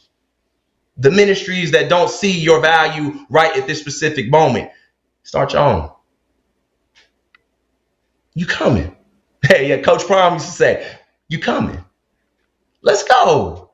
Get ready for the turbulence. It just means that you're destined for some great things. Principle number 3, fly in obedience so you can be blessed with an abundance. Write that down. Fly in obedience so you can be blessed with an abundance. Ah, y'all so dope, man. I see it. Y'all got the signature stuff on the bottom. Boy, y'all got it going on. Let's go.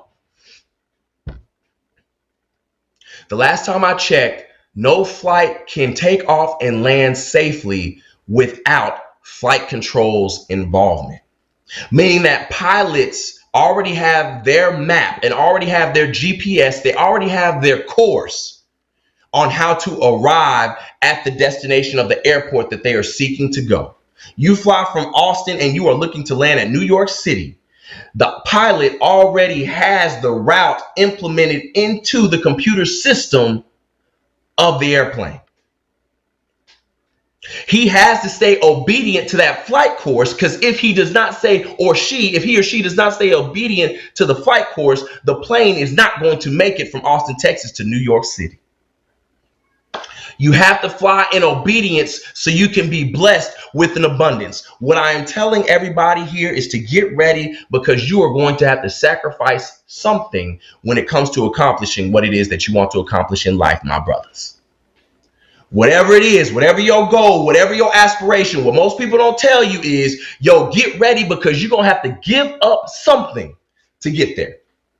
What is it going to be? What do you want to give up? I talked about family. Is it that? Is it the friends? Is it the girlfriend? Is it the relationship? What are you going to give up? Something's going to have to go by the wayside if you want to get to your level of abundance in life. You got to give up something. And a pilot has to give up his willingness, his own intuition. He's got to trust that air traffic control is going to guide him to his destination. You got to give up something. What are you going to be willing to sacrifice? I live with an autoimmune disease, multiple sclerosis. I was the first I was the first male to ever play Division I college football with multiple sclerosis. It had never been done before. When I was diagnosed with the disease, I was 21 years old. I woke up from playing BYU the morning before, and I woke up and I couldn't feel my arms or my legs. Imagine you go to sleep one way, you wake up a totally different way. Everybody goes to sleep expecting to be able to get out of bed and walk and talk and do what you were able to do. When I was 21 years old, I literally woke up out of bed after a football game. I couldn't walk. I couldn't talk. I had no idea what was going on. My equilibrium was totally shot. And that was my introduction to understanding that I live with an autoimmune disease called multiple sclerosis. Autoimmune disease means that my body is its own worst enemy. My body literally attacks itself. Multiple sclerosis is a disease where lesions, which are holes, they form all over your brain and along your spinal cord region. When your brain is sending messages to the rest of your body to walk or to move your hands, my body wasn't able to do that because of the holes that I had that formed over my head and on my brain in the middle of the night. When I was diagnosed with the disease, they labeled it as a Caucasian or white woman's disease. There weren't as many black men, especially, but black men or women that had the disease. So we talk about in our culture about leaving things better than the way that we found them. I didn't play Division I college football the next year. I didn't choose to not quit. I didn't choose to write off my scholarship papers at San Diego State University. I didn't choose to give all those things up because I knew that my loneliness, and I started to learn from my emotions.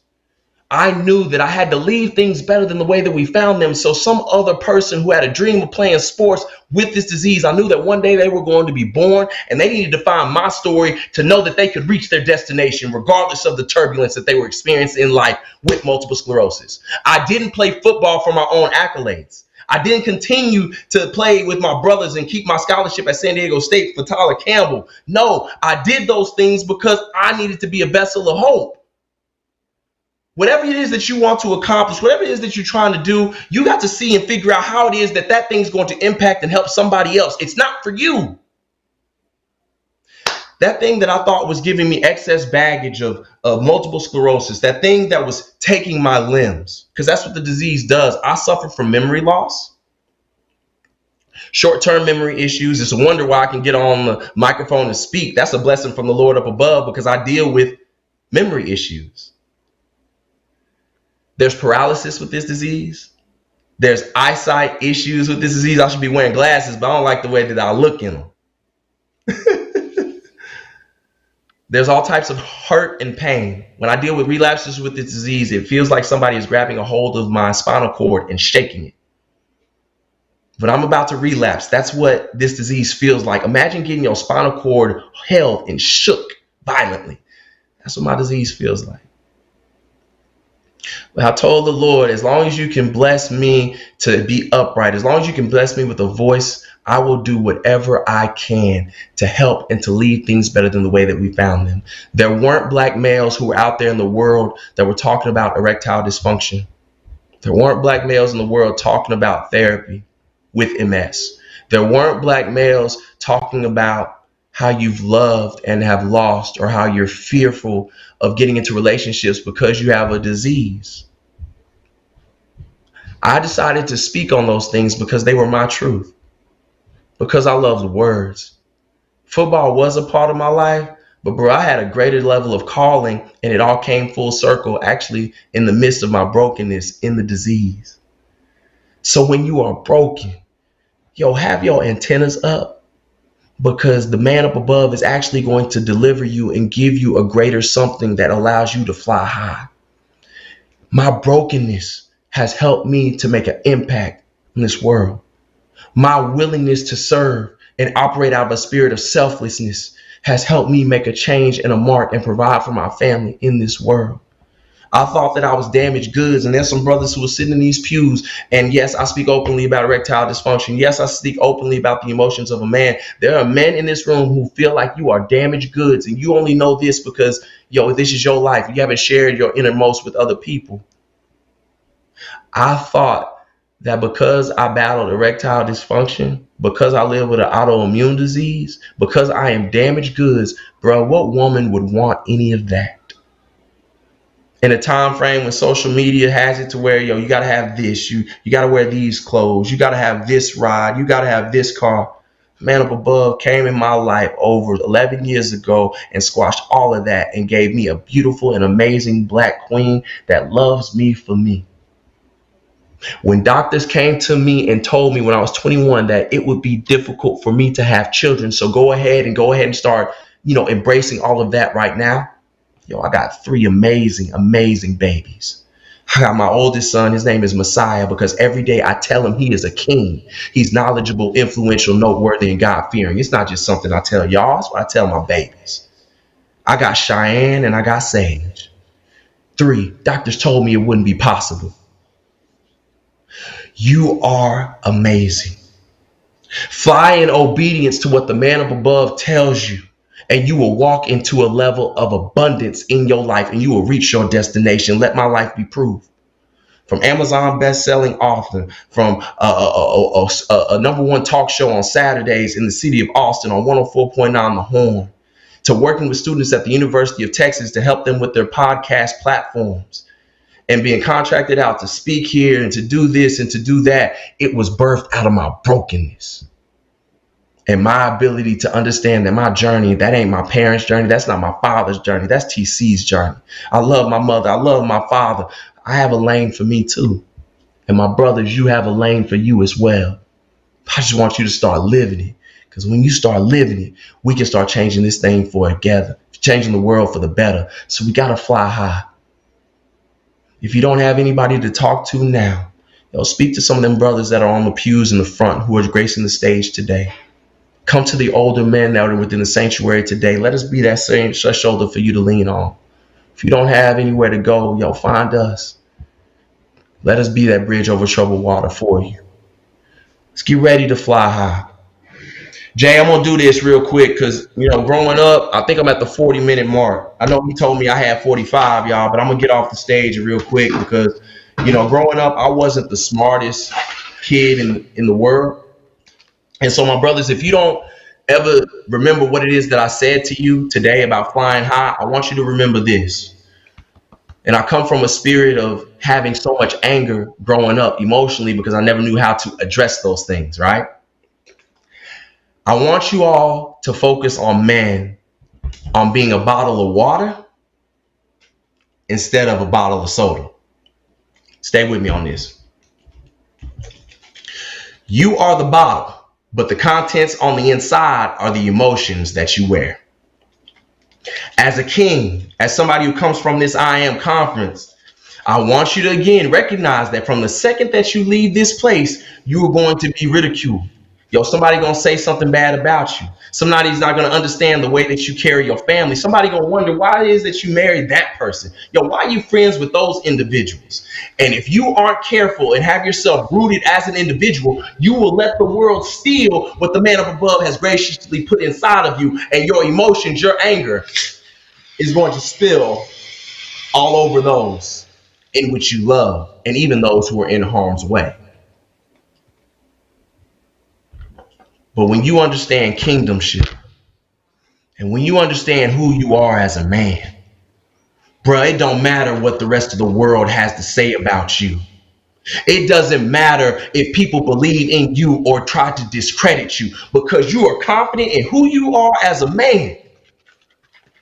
They can't steal your joy. They can't steal your peace. They can't steal your passion. They can't steal your love. It doesn't matter what you do to this bottle of water. You can shake it, bro. You can throw it. You can do this. You can do that to it. When you open up a bottle of water, bro, it's as calm, cool, and collected as you can imagine. And that, my brothers, is who you are. The world is coming for you. We've already been spoken over. It's in your history. Your manhood is being challenged each and every day, bro. The enemy is coming for that thing. But know your gift and know your purpose. And what the man up above has for you, bro. Can't nobody take that thing from you. At the end of the day, brothers, be a bottle of water, because we got too much bottle of soda walking around in the country that we live in and the communities in which we serve and we live. Will the real men and the real kings stand up? Remember back in 02 when I was in school and acting a fool. I say my dad had been paid, still I kept running off of my crew. Sex on my brain and death in my veins. Had to maintain and stayed up to 2. Smoking, waking and thinking we naked. My body was loving it, soul was hating it, man. Wow. Time and time after time, our bodies grew close. The girl was so fine. Heard a heartbeat that wasn't hers or mine. The miracle of life that started inside. Ignore the warning signs. I'm speechless, man. Speechless. And to think, I told him he didn't have to speak. TC, man. Thank you. Love you, bro. Love you too, man. You know what, man? I'm gonna cut. Hey, Dawud about to kill it. That's what they don't know. Yeah. Like, you know, y'all not entertained? Like, right now, like, come on, man. These boys are bringing the heat. See him? Oh my gosh, the Tyler. Man, give it up for them one more time, man. Come on. Man, we're gonna take a short break real quick, and then we'll get right back into it. My guy Dawud coming in after the break. So y'all take a 15-minute break to use the restroom or do what you need to do. Oh my God. Wow. Sacrifice this life to keep my vanity and live nice. And she love and trust me so much that whatever I say, she probably oblige. But I was too selfish with my time. Scared my face I'm not gonna survive. So I dropped her off for that credit. That day and part of us died, man. Come on, everybody sit down. People wanna act like they are in the now. Well, I'm here to wipe off your smile and tell you what's the word around town. I know you don't wanna hear the truth. I know you hate the fact that I actually have the proof. But I'll just read just like hey. That's been good, man. I remember back in the day, I was barely in the first grade. Got a team missing, watching Tom and Jerry trying to go outside. I was told to watch out for strangers, keep my eyes peeled for danger. Folks working late, I had a babysitter. I ain't about to sit here and name her. I was almost late, she came in late. Woke me up with a game to play. A few things that's hard to say. Watching. Keep that secret safe. How a young boy supposed to deal? Trying to act like it ain't real. Had my innocence just stripped from me. Y'all good? Still don't know how to feel. Y'all enjoying it? Wondering how to address it. Can't tell my family too messy, so I just embrace I'm so sorry. I'm calling you Deacon. I'm so sorry. I'm so sorry. Good, man. So when I promiscuous and only God can help me get free. But I've been forgiven my Savior. Oh, yeah, And I'm out the prison. I know that's that. my guy. I got the power to say no. That's my mama right there. Every time we say we fall, gotta get back up and fight on. We are not defined by our past. Future look bright. See the light. So, James, you know that? You enjoying yourself? All right. You enjoying it? Come on, everybody sit down. People act like they are in the now. I'm here to wipe off your smile and tell you what's the word around town. I'm just like overwhelmed. I know you don't wanna hear the truth. I know you hate the fact that I actually have the proof. But I just need you to believe I'm talking the good, Yes. bad, the ugly.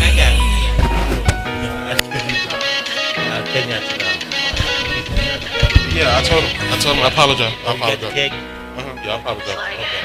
I didn't. It's like I thought it was. people don't want to hear the truth. Yeah.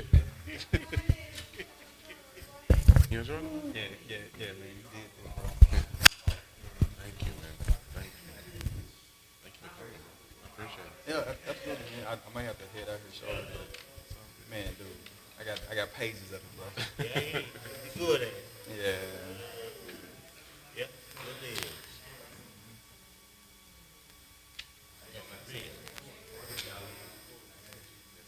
He came in from Alabama. Ford, he came in from Alabama. He did? What part of Alabama?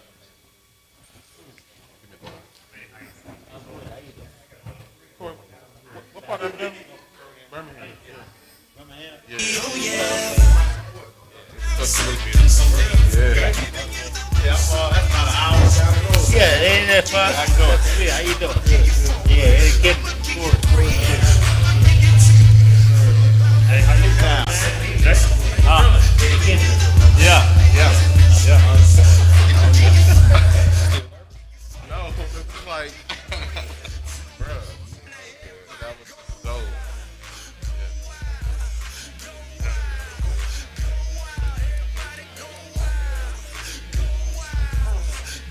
Yeah, he's the real deal. I should do just imagine if you hear live. Yeah.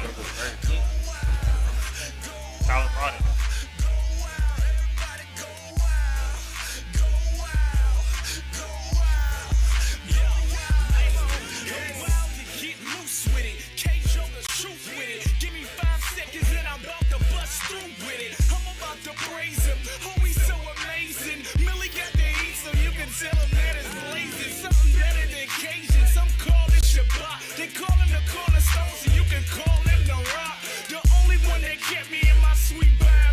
Suggestion is you get out the way. Why? I'm about 5 seconds away from you oughta know. You oughta know. I will be content even if it's in every circumstance. You oughta know. You oughta know. Yeah, yeah. You my provider. Yeah, you my provider.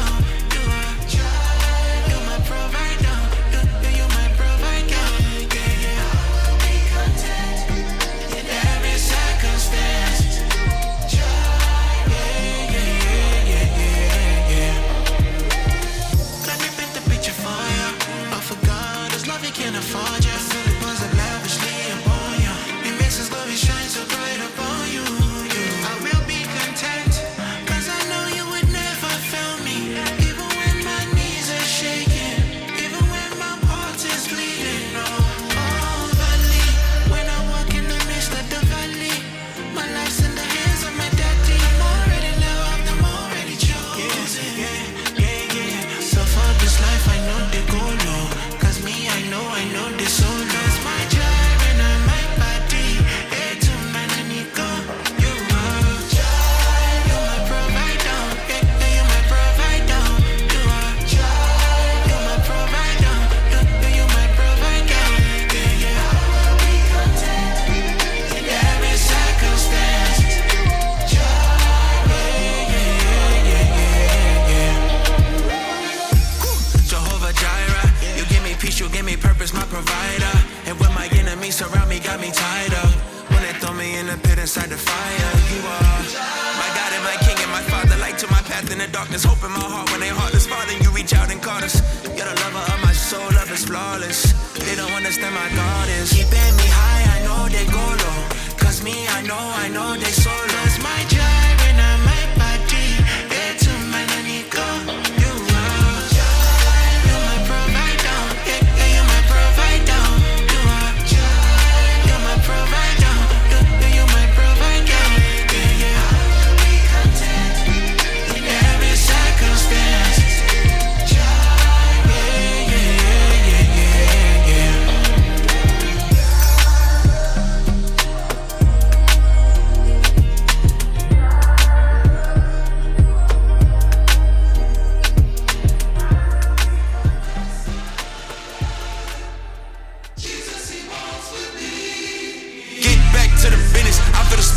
Through the city, I got the light shining, come get it. Walking with Christ, moving where it's gritty. Walking with Christ, moving where it's gritty. I feel the spirit moving through the city. I see the people trying to bring them with me. We got that light, tell them come and get it. Yeah.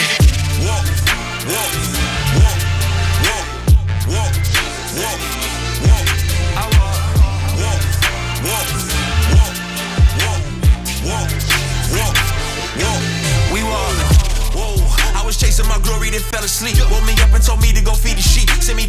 streets just to bring them peace. Yeah, we be where them blickies be bustin', where they end your life with no discussion.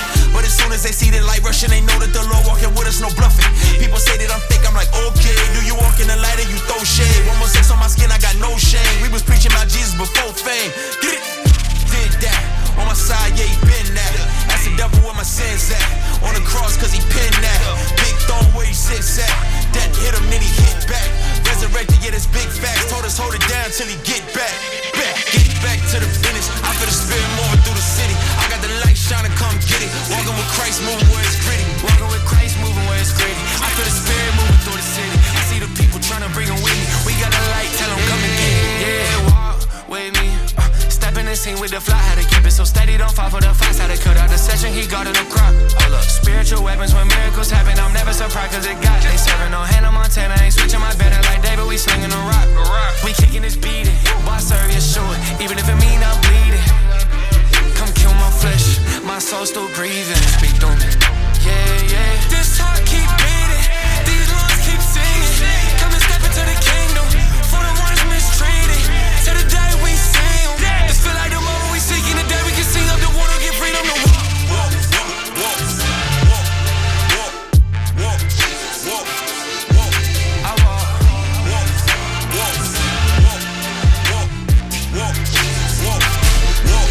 We walk, get back to the business. I feel the spirit moving through the city. I got the light shining, come get it. Walking with Christ, moving where it's gritty. Walking with Christ, moving where it's gritty. I feel the spirit moving through the city. I see the people trying to bring them with me. We got a light, tell them come and get it, yeah.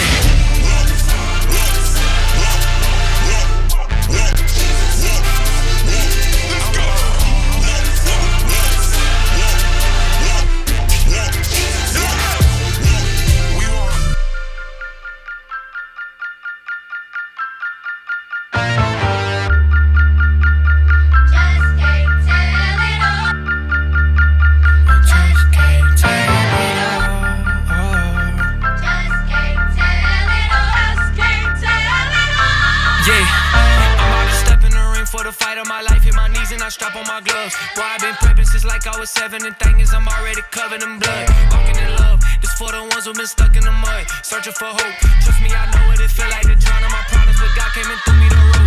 Can't wait to look in his eyes. All of my life, I've been battling lies. I found the truth and took off my disguise. Come for my head, I still live for the prize. Whoa, whoa, whoa. I was in the city going down, trying to blow. Everything changed when I learned to let it go.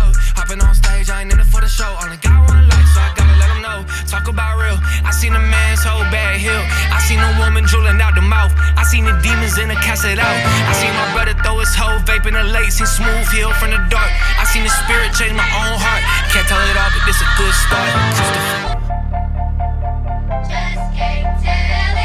K to the second letter. Who got the keys to the Jeep and the Hiller? They ain't never been realer. I am not shook, I'm aligned in chiller. My face blue still, I ain't never been stiller. Ooh, KB ain't gotta get bigger. Ooh, Southside sing killers, bring light to the dark spots. Wake up, I didn't make up this God, the divine concealer. On the bread of heavens like the red and black 11s, walking through the pearly gates. Poppy do the most, I'm in the Holy Ghost. I'm looking like the Pope swerving raves. They gon' get the word today. I send a text back, never curved the fate. Jesus, curses break. Slaves get freed and the words awake. Ever seen a dope dealer?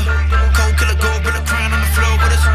Cause your hoe fit him, had a hole in him, now you got a hole in it. Tell him the dead see here. We the new Israel, Israel, God really lives here. Watch the sin here, way more than 10. We begin here. We begin here.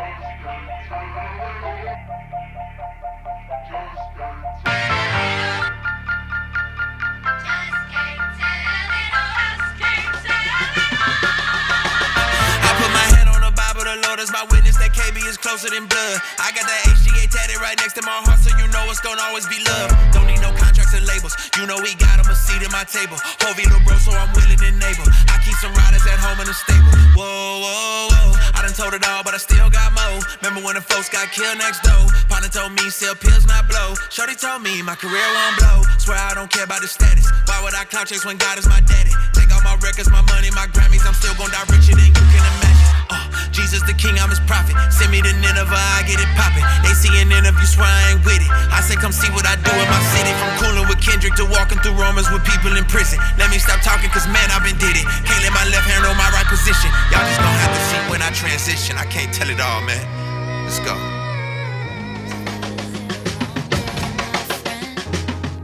It's all worth it in the end. But when you got nobody to turn to, just hold on and I'll find you. I'll find you. I'll find you. Just hold on and I'll find you. I'm hanging on by a thread, and all I'm clinging to is prayers. And every breath is like a battle. I feel like I ain't come prepared.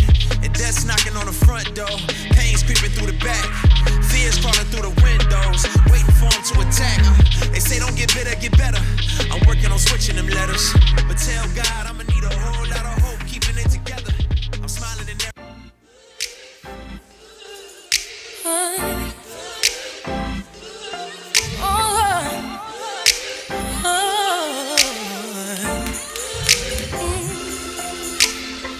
Nobody stopping my shine.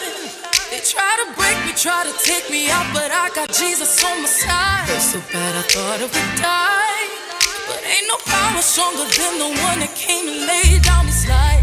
And I got mountains to climb, but the enemy can't stop me, cause there's a calling on my life. So when I'm crying, don't last too long, cause he gon' step in and make it alright. Won't he do it? He said he would. Fight your battles for you, they gon' wonder how you sleep at night. Won't he do it? Yes he will. Anybody tell you something different, you know that's a lie. You gon' look back and be so amazed how it turned out, it's only his grace. Won't he do it? He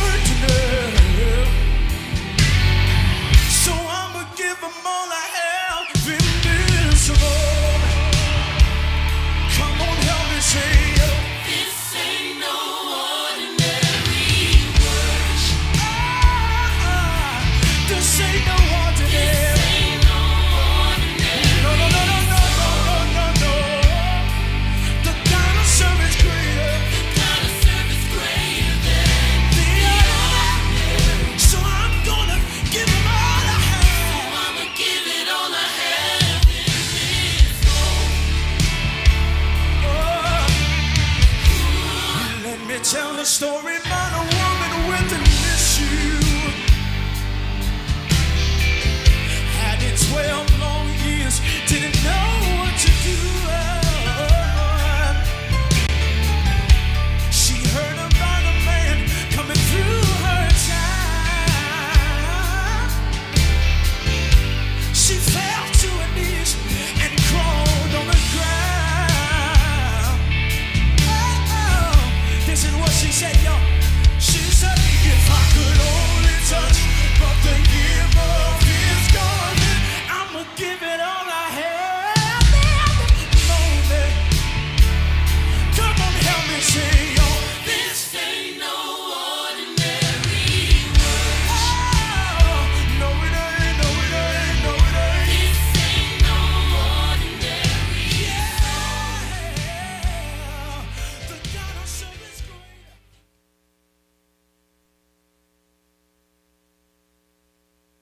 Welcome back, everybody. Welcome back. Oh, has it been good, y'all? Oh, come on. I know y'all can do better than I. Come on. Put them hands together. Man, this next young man who I'm about to bring up. Echo. How about now? No echo? Okay, we good? All right. This next young man who I'm about to bring up, met him 2 years ago in Atlanta. I seen him on stage, and he was talking about basically at a young age, he was put into the role of leadership at a very young age. He was put in the role of responsibility at a very young age. A lot was thrust on him at a very young age. And since then, he's just been carrying it ever since. Into his business, into his marriage, into him being a father. All these things have manifested into the man that you're about to see in just a minute. He's a real estate investor. He's an author. He's a husband. He serves the community, and he's always giving. He's one of the top youth motivational speakers in the city of Cleveland, Ohio. And he's continuing, with his works on a weekly basis, just touching young souls and, speaking life and, being creative and pouring into the youth, pouring into the next generation. And I so commend him for that, I definitely have a lot of respect for him. So I'm going ahead and get out the way of greatness. And y'all, I'm going to introduce to y'all Dawund Hamzah. Dawund.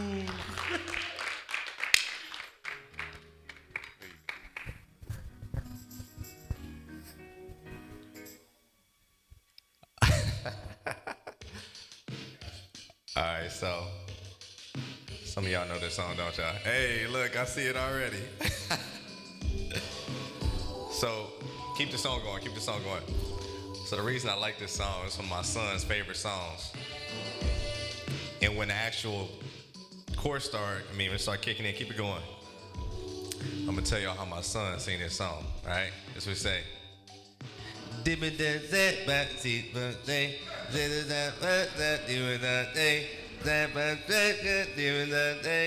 That's all right, I can cut it. So when my son get a chance to see this video, since he couldn't be here today, live with us, I'm sure he'll get a good laugh out of that, man. That's one of his favorite songs. When it come on, I'm like, sing the song, son. And he don't be saying none of the words right, y'all. But we all guilty of that, right? I know everybody can sing a song with no words that they thought they knew all the words to, right? You just be making up sounds that go with the rest of the song, right? So again, man, I am beyond excited to be able to serve with my brother Jay. Man, did y'all hear Tyler? Give that brother another round of applause, man. He absolutely destroyed it in all the best ways possible. A little bit about my story, my background, y'all. Like Jay said, I started my entrepreneurship journey very, very early on. I grew up in a family restaurant. So for those who are familiar with Cleveland, if you lived in Cleveland, If you grew up in Cleveland, know anybody from Cleveland, I had my grandfather was very well known in Cleveland. He was actually one of the top ministers for the Nation of Islam. So we had restaurants at a certain time before I was born. They had paper plants and clothing stores and all types of stuff going on in Cleveland. They had almost a whole block of Cleveland with just everything black owned. It was just a beautiful, beautiful experience. I wish I was actually alive during that time, but I did get a chance to spend some time with him, and he named me. So Dawud means cherished king. It also translates to David. So any Davids in the room, you can actually go around and tell them my name is Dawud as well. So a little fun thing you can do. But growing up with a big family, I'm one of 14. Big family, right?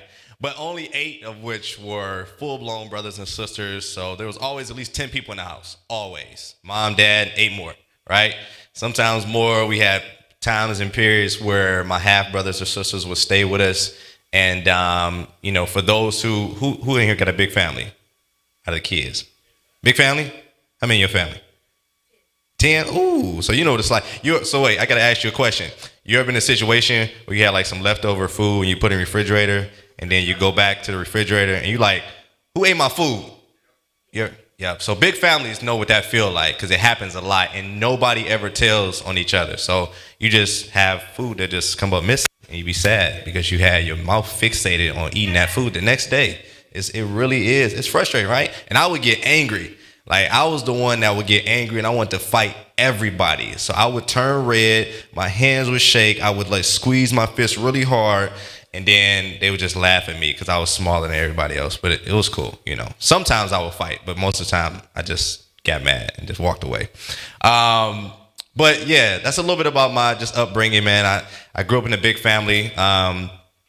I started in business very, very early on. Like, growing up in a restaurant, like, I had all my birthdays there. I saw my mom, my dad working all the time. I basically lived at this place called Salam's Fish House. So I smelled like fish every day, which was not fun, right? I would go home, smell like fish. But when I got old enough, the cool thing about it is I learned a lot about how to, actually work and participate and be an asset to the business. I would skin fish, scale fish. I got to the point where I was actually making the breakfast for the restaurant. I would answer the phones. The whole 9. So it taught me very early on about leadership principles and work ethic and things of that nature. And then as I got a little bit older, I started mowing lawns and, the things that you do when you're young, right? Raking, shoveling. But all my friends, I would try to get them to participate with me, and they might go for 1 or 2 days and then they just quit on me. So I always found myself doing all the work by myself. I'll be the guy mowing the line, then I got to edge it, then I got the weed whacker. I'm doing everything on my own because everybody kept giving up on me, especially in Cleveland. Y'all know it snow a lot in Cleveland. So now I had them out there shoveling with me. 30 minutes into it, they're like, man, my toes cold. I can't do this no more. I'm like, man, come on, y'all from Cleveland. You should know better, right? So I got on the triple socks. I'm ready, booted up, strapped all the way with the pants tucked. We going at it. I'd do it by myself if I had to. So I learned a lot about entrepreneurship very early on. But because I had such a big family, it was very difficult for my mom and my dad to get us all the things that we wanted. You know what I'm saying? Like, everything we had to split. If we wanted something, not a little, quarter machine, she would say, if 2-3 pieces of candy come out there, you better share it with your brothers and sisters, right? You get a sticker, you almost had to tear that thing in half and give half of it away. I'm like, it's just one sticker. That ain't fair, right? But everything we had to share, and it just gets kind of frustrating over time. But learning about entrepreneurship at a young age actually was very, very beneficial to me as I got older. It's especially just the work ethic piece as a whole. When I got my first job, my mom was actually working at Target, and she got me my first job there at 16, just based off of her own work ethic and her word of mouth. I got hired, and over the course of 9 years of working there, I went from just working as a stockroom team member to becoming an executive team leader without a degree, right? So, not saying education is bad. Please get your education. But I will tell you, I heard a mentor say this one time. He said, traditional education will help you earn a living, but self-education will help you earn a fortune, right? So as you continue to develop and learn and grow on your own, the education that you pour into yourself is going to be more valuable than any other education that you can get in just a school system or school setting. But I want to tell you all about a little bit of story, and the topic of my discussion today is going to be how to thrive in the darkness, right? How do you thrive when everything around you looks like it's failing? How do you thrive when, you know, you're going through depression or you're going through a divorce or life is just kind of turned upside down for you? How do you thrive in those scenarios?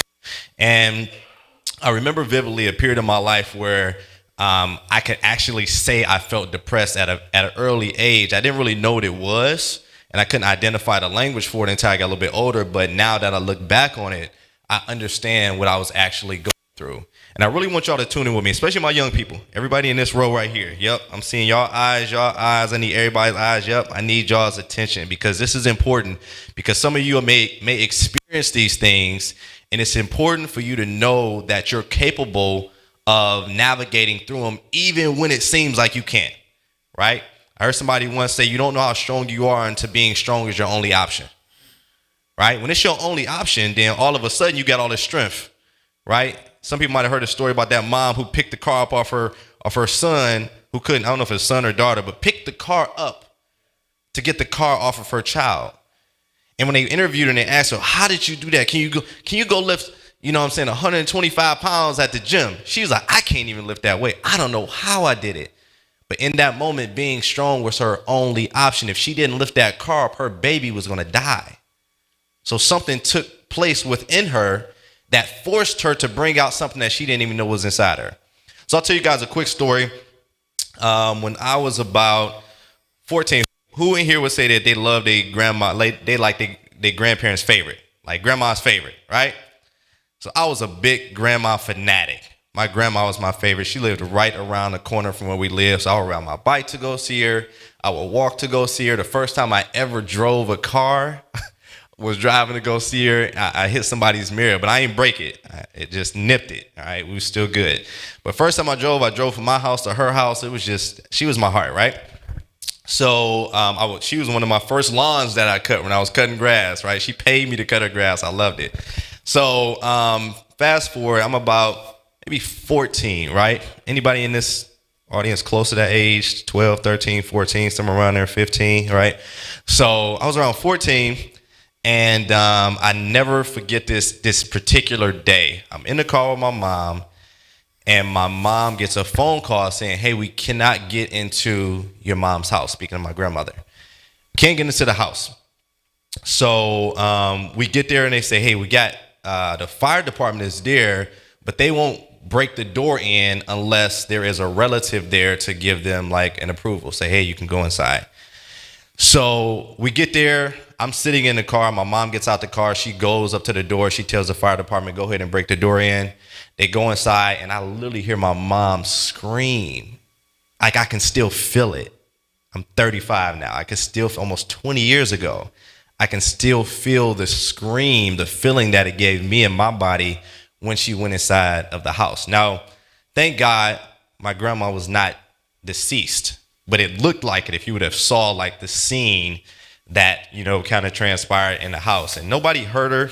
She just had went through some stuff. She had like a blood transfusion, and it messed her up pretty bad, right? So they ended up rushing her to the hospital, got her together, but, you know, they basically said, hey, she doesn't have a long time to live. This eventually is going to expedite her process. This is going to take her life. And my father made a decision because my mom was going to try to, you know, go back and forth to her house, our house, and her house, and our house. Now, it's 8 kids in our house. My dad was like, that ain't going to work. You know, he worked full time. He's like, it's impossible for you to be between 2 homes with 8 kids, and I'm working full time. So he told my grandma to just come live with us, right? So we would take care of her from home. So we got my grandma there. We taking care of her. She ends up staying in a room up like maybe like 2 flights, not 2 flights of stairs, but a flight of stairs. She's staying in my sister's old room. And, you know, I would go to all of her doctor's appointments with my mom. I would just make sure she always had an arm to hang on to when she was walking. And I never forget one of the last moments that I had with her and kind of how I guess, experienced the scenario after she passed away. But one of the last moments, I don't know if it was anybody else in the house, but I'm looking at my grandma. She's at the bottom of the stairs, and I think she was trying to get up the stairs, but she just realized that she physically could not in the moment, right? So she's sitting on the stair. She's sitting on the stair. I'm going to pull one of these chairs over here for a demonstration real quick. She's sitting on the stair, probably just like this, right? Just sitting on the bottom of the stair. And she says, I was like, Granny, you okay? And she kind of just looks up at me, and you can kind of see tears in her eyes. She just shakes her head. At this point, she's developing dementia, right? So she's having moments where she doesn't know who she's dealing with, and that was all kind of crazy to me. I'm like 14. Like, this is very new. I don't know what dementia is. I don't know none of this stuff, right? I just know I love my grandma. So she's sitting on the stair, and I'm like, you need help? And I'm like $110. I mean, soaking wet. I might be 110 pounds. And she's probably like 210, right? So I'm like, don't matter. I'm going to help her. I'm like, you need help getting up the stairs? And she shook her head, yeah, but she didn't say any words. So I get behind her. I lock my arms under her arms. I'm like, hold my arms, Grandma. So she grabs my arms. I'm going backwards up the stairs one by one, right? But in the midst of me taking her up the stairs, she forgets who I am, and she starts scratching my arms, saying, get off of me. Get off of me. What are you doing? And I just remember, because I kind of grew up in the same, some of y'all might have been told not to cry, don't be emotional, all those things. I experienced some of those same things. And I felt my eyes watering. I'm like, she really don't know who I am. And shortly thereafter, actually within a few days, she actually passed away. I seen her take her last breath. And I didn't cry. I didn't even know how to express how I felt. Y'all, I walked outside and started playing basketball. Just because I didn't want to think about it. I didn't want to see her in the house passed away. I didn't want to experience any of it. But later on, I realized that I was depressed. Like, that was a very dark, dark place for me at that time, and I didn't talk to anybody about it. I just felt like I could handle it. And I'm so grateful that Tyler used that demonstration with the with the Mountain Dew, because a lot of us experience that. A lot of us bottle things up, right? And life shakes the bottle, and then throughout our journey, at some point, it just explodes. And we don't know why we're feeling the way we're feeling. We don't know why we're going through the things that we're going through.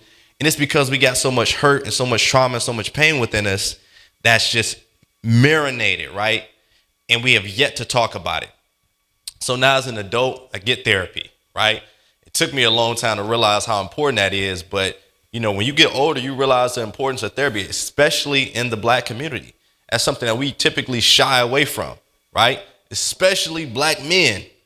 We really shy away from. We think it's something like, if we say we're going to get therapy, we think something is wrong with us, right? And here's the truth. Something is wrong with you. It's okay for things to be wrong or things to not be going the way that you wish you wanted them to be. That's part of life.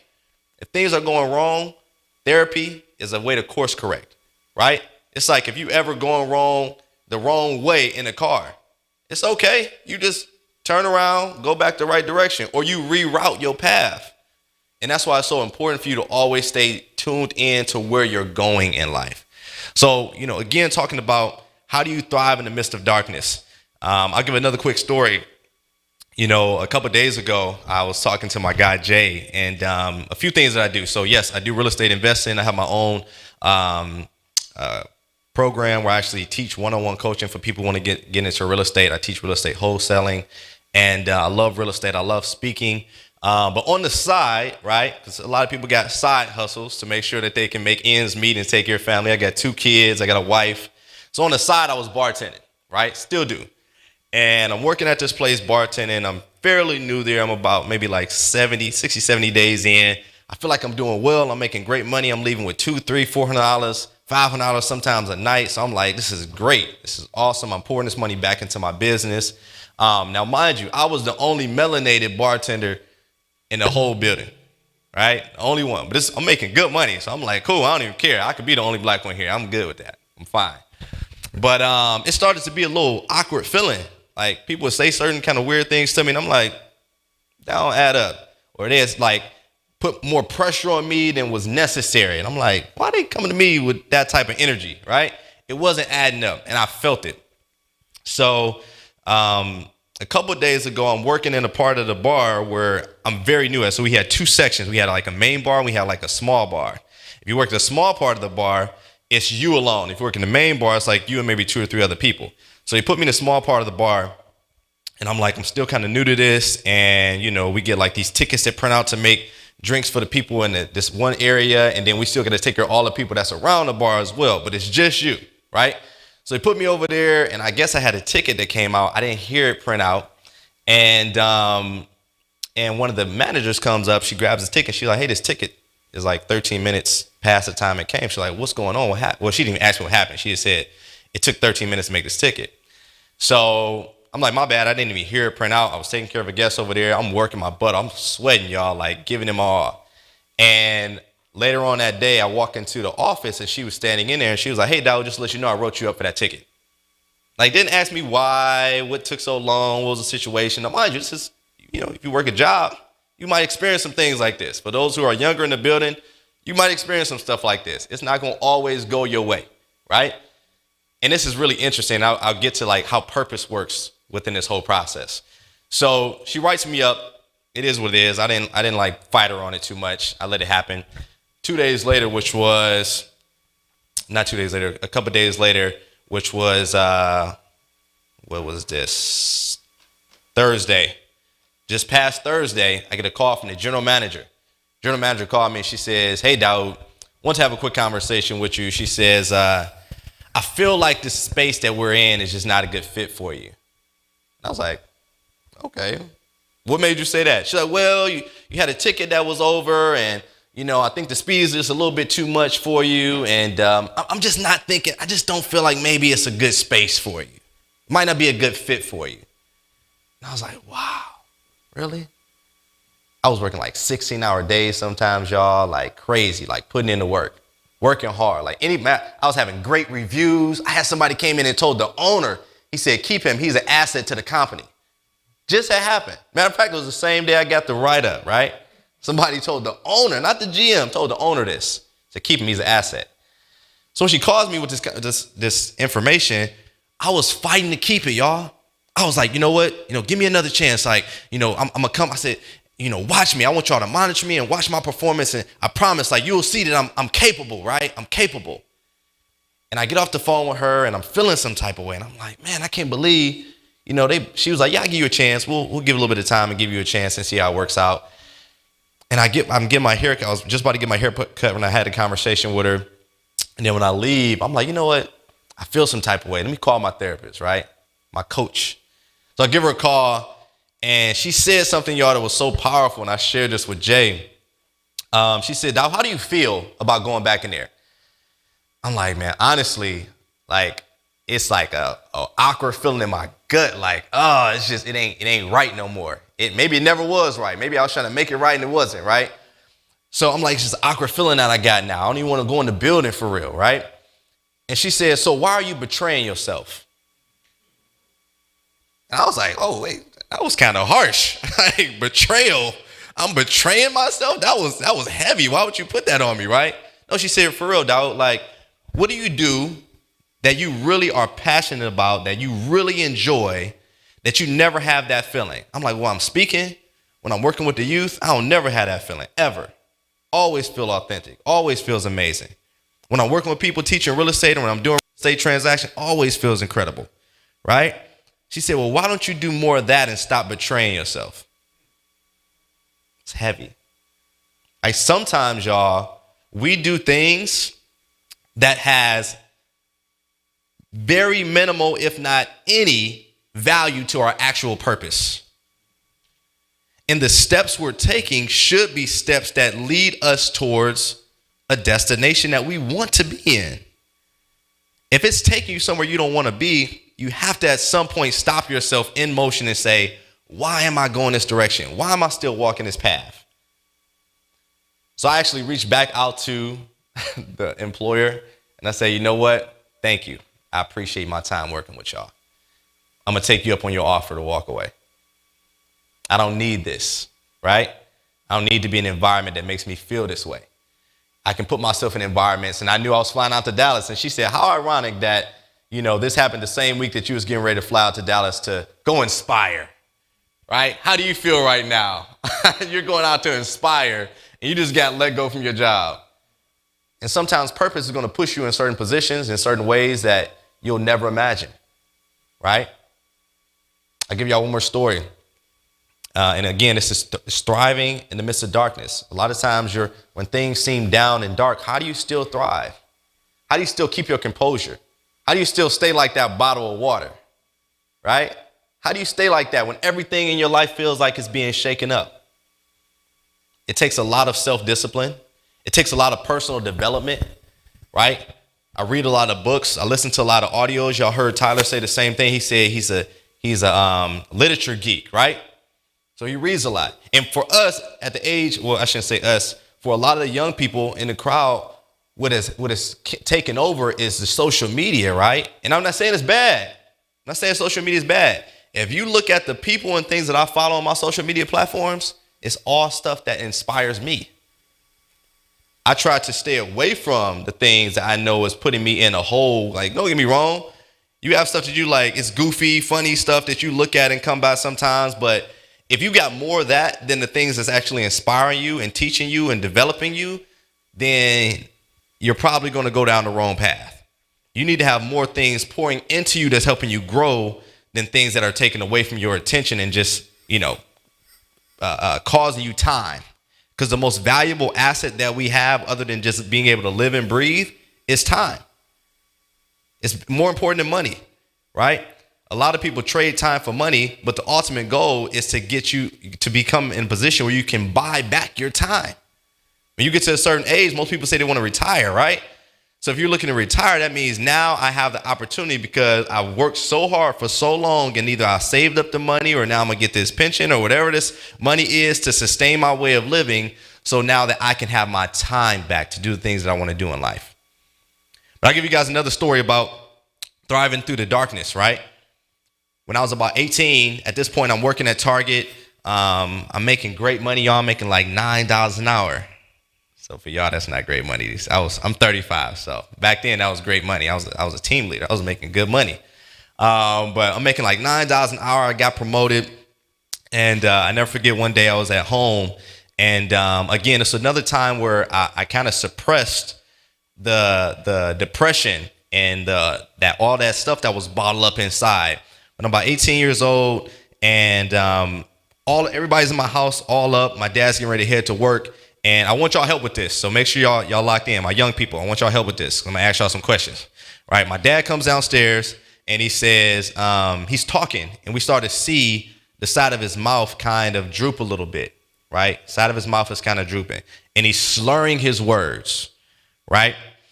So I'm like, Dad, something's wrong. Like, your face is kind of droopy on the left-hand side. Like, something is wrong. He's like, no, I'm okay. My dad is a tough guy. Like, I'm okay. All right. Ain't nothing wrong with me.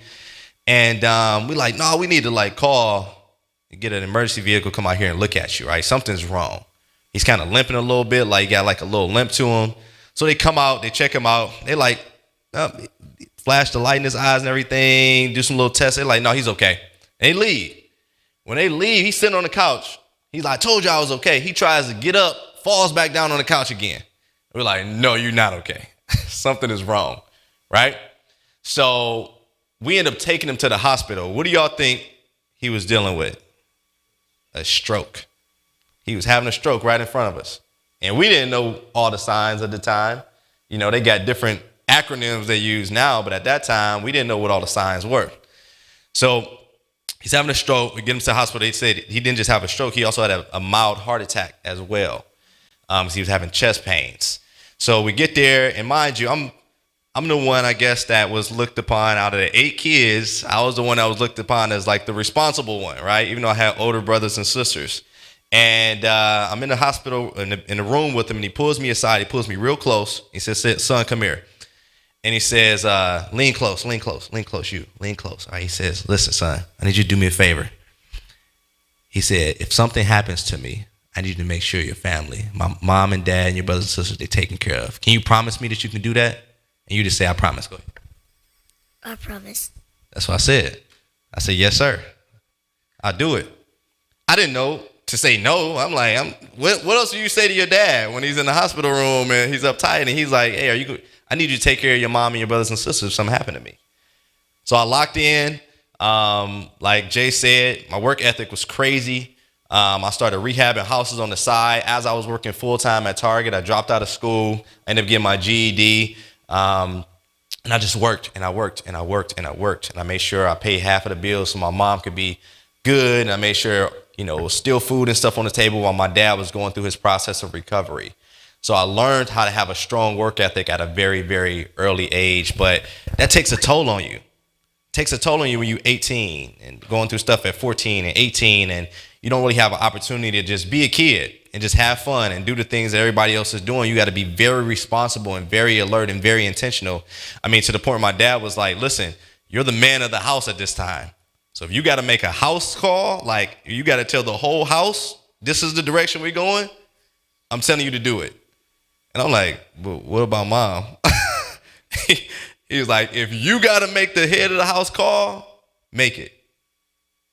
And sometimes I had to, and it was tough. So I had to grow up really fast. But guys, it's so important that you continue to work on developing yourself. If you don't develop yourself, then when you're faced with situations like that, they'll destroy you, right? But you also have to have healthy outlets. So one of my healthy outlets, y'all, to this day, I bowl, right? I go sometimes by myself, I grab my ball, and I just get at it. Anyway, I want to challenge later, we can hit the lanes, and y'all can see what I'm talking about. All right, but that's one of my ways of having a healthy outlet. What's some outlets that's not healthy that you could do when you're stressed out? What are some things that we do sometimes that are not healthy when we're stressed out and overwhelmed? I want y'all to answer that for me. What's some things we do sometimes that's not healthy when we stress and overwhelmed? Drinking. Tyler was talking about that. He said in high school, smoking, right? Yeah, some people are like, it's natural. It's the earth. I get it. I understand. I know where it come from. But some things that come from the earth still ain't good for you, right? Or sometimes we abuse them, right? So you got to be mindful of what you use. Are you using it as a vice? Or are you using it to actually serve and help you? Right? What's some other things we use and do that don't help us when we stress? Drugs. Kids, what y'all do? Sleep. You don't even want to get out of bed. You just sleep all day, right? It can be overwhelming because you're stressed out. You're like, I just want to sleep. I don't want to talk to nobody. Head under the cover. I don't even know how you breathe in under that blanket, but you all the way under the blanket, right? Sleep all day. So there's things that we do that really don't serve us when we're stressed out, but you got to find healthy outlets. Sometimes we get angry, get a short temper. We get violent, right? Sometimes we shut everybody else out. We don't communicate with anybody. It's not healthy. Sometimes we binge game, right? Who game for 10 hours, 12 hours, 13 hours, 3 o'clock in the morning, still on the game. Mom got to come in there and say, turn that doggone game off, right? It's real. I understand. So we got to be mindful. Those things aren't really serving you. Sometimes grabbing a book can be very helpful for you. Sometimes journaling. When I go into my schools, I take journals with me. And I think they have some out on the table for y'all. Everybody grab a journal. Everybody grab one of those little journals. Grab one of those. Most of them have a motivational, inspirational message on the actual journal, right? So use that for when you're having moments where you're feeling some type of way, you're going through a certain situation, when you're like, why am I experiencing this dark moment? Write it down. Sometimes just getting it out of your body is a solution. Right? When you can take it from inside of you and put it on paper, it can actually serve you. So journaling can be extremely helpful. So guys, I really don't want to take up a whole bunch of your time. I definitely wanted to make sure that you guys left with some nuggets to know that even when you're going through dark moments, right? Even when everything around you seems like nothing is going right? Somebody you loved and cared about passed away. You lost a close friend. You broke up. Mom made you mad, dad made you mad, right? You got in trouble because of school, whatever the case may be. Understand that it's important for you to have healthy outlets and always know that even in the midst of darkness, if all the lights was off right now, if all the lights in this building was off right now, do you think you'd be able to find your way out? Yeah, right? Because every once in a while you turn to a certain direction and you see a little bit of what? Light. And that's the goal. Right? You continue to search for light even in the midst of darkness. You might even grab one of the people in the pew, you might grab one of their hands and say, hey, follow me, right? So don't even go alone. Take somebody with you. If they going through the darkness and you going through the darkness at the same time, somebody got to step up, right? Somebody got to be a leader. Somebody got to be a helping hand. So remember that even in the midst of darkness, you can still thrive. I appreciate my brother. I appreciate y'all for y'all time. And let's have an incredible rest of the day.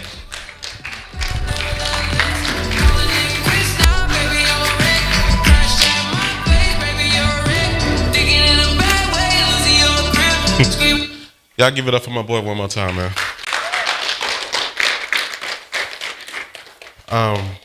Man, that was deep. Next up, I'm bringing up my brother here. The next man who I'm bringing up, he's an author as well. He is a father. He is a pillar in the community.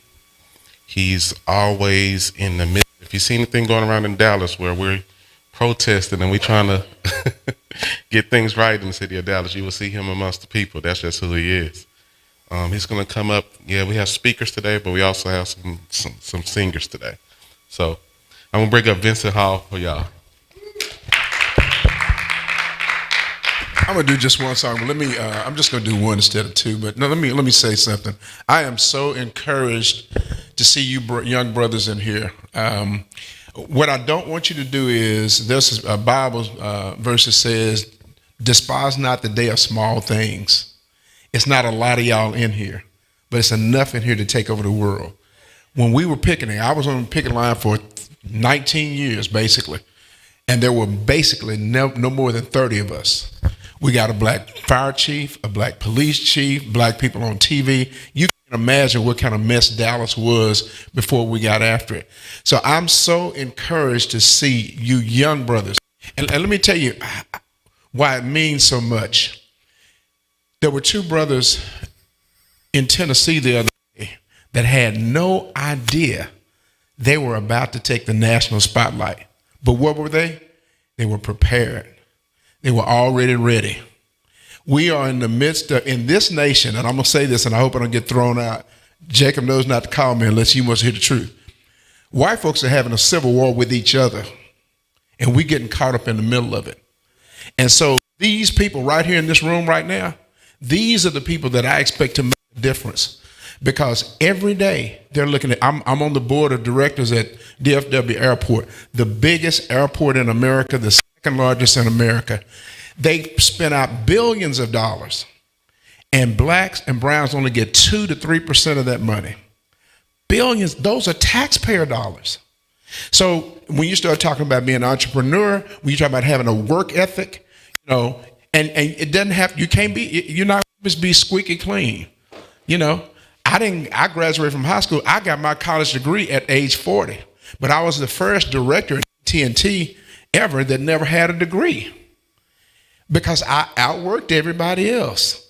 So I know that sometimes we look at things and we think this is something small. It's not that big. Look, stay with it.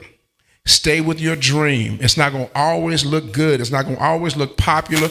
It's not going to always be a lot of people behind you.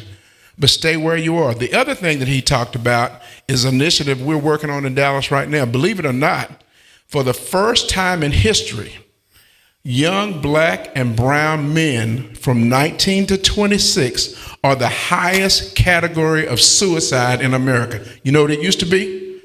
White men between 50 and 65. And now it's us. He talked to you about your mental health. You better grab hold to it. For a lot of years, we made a whole lot of play about the fact that, you know, if you're going to the psychiatrist, you must be crazy. You better find somebody to talk to. You better, because there's enough going on in your world, especially these young people. There's enough going on in your world to drive you crazy. Me and Jacob's daddy, when we grew up, the only thing we really had to worry about is if mama had locked us out. If mama had locked that screen door and not let us back in when we got back home.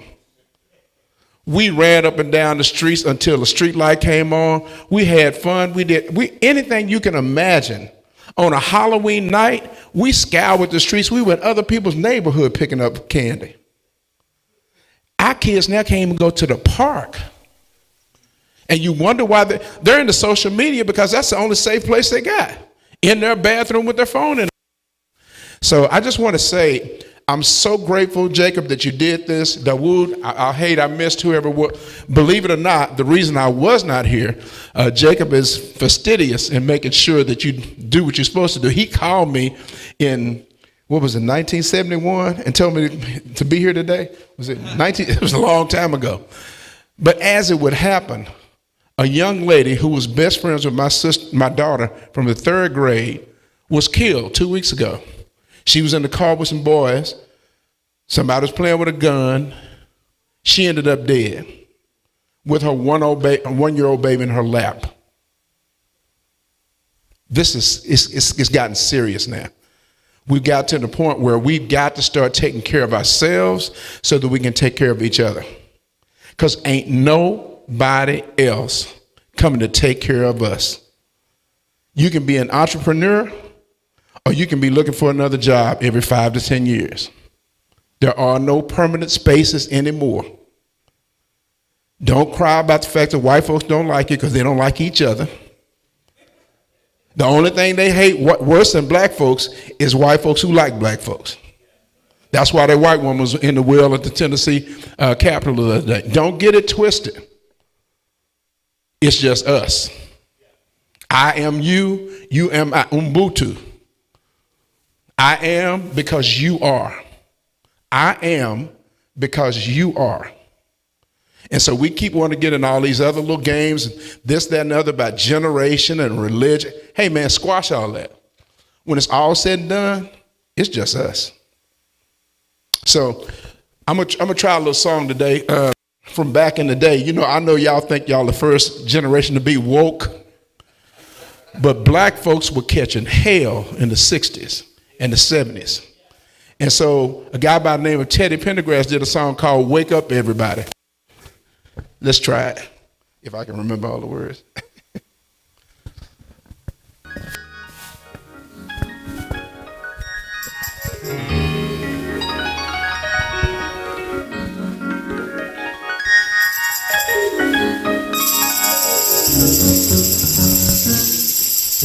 I want you to listen to the words, because it's not just the melody that's so big about this song.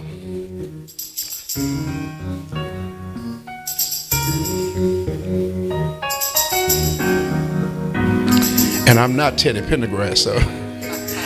Wake up, everybody, no more sleeping in bed. No more backwards thinking, time for thinking ahead. The world has changed so very much from what it used to be. There is so much hatred, war and poverty.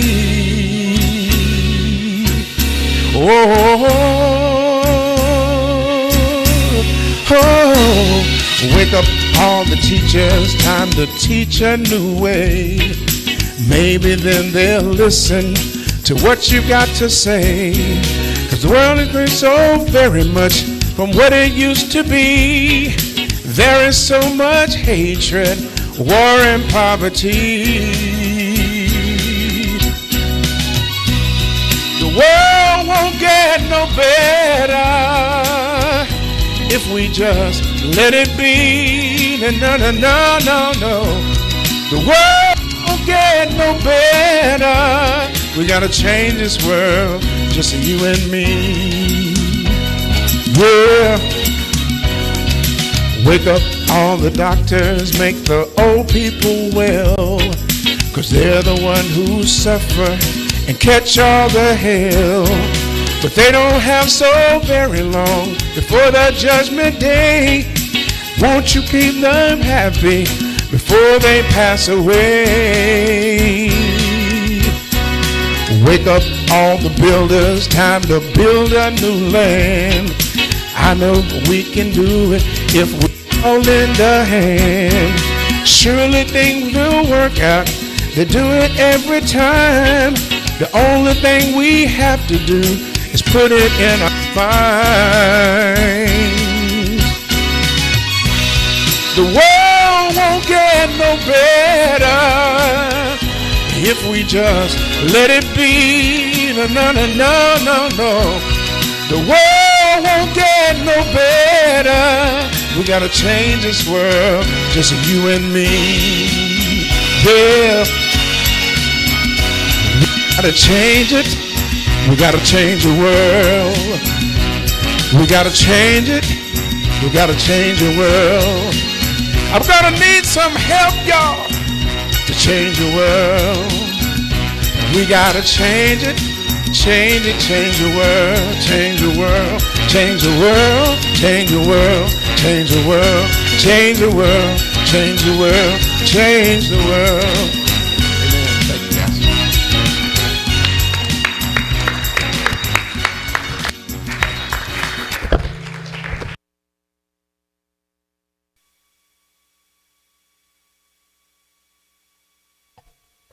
This is on? You hear me? Y'all give it up one more time for Vincent Hall.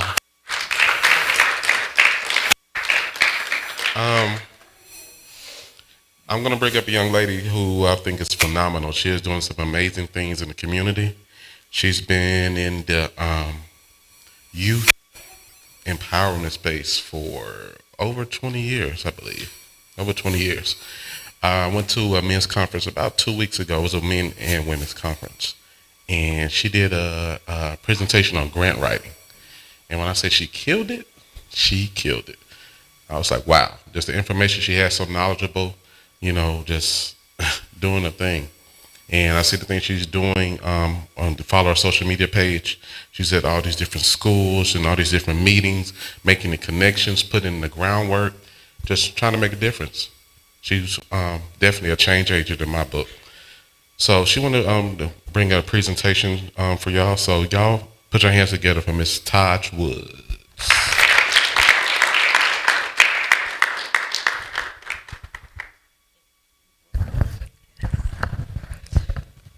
Good afternoon, everyone. As Jacob said, my name is Lataj Woods. I'm a proud Louisiana native and also the owner of New Focus Family and Youth Consultant. It is a family and youth empowerment speaking business. I'm also an educator of over 23 years, and I currently have a program called Torch, Tackle Opposition with Resilience, Character, and Heart. And today I just want to be able to promote that and just thank you, Jacob, for this opportunity, for this amazing space that you've allowed these kings to come and share with us all. And as I call you up, just come and accept this merch that I have and bring it back to South Carolina, bring it back to Cleveland. I know you're here locally in Dallas. And I just, again, want to thank you all for this amazing opportunity on today.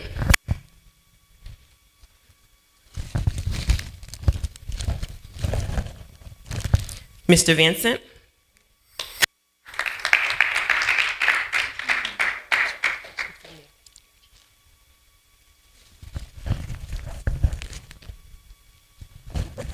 Tim.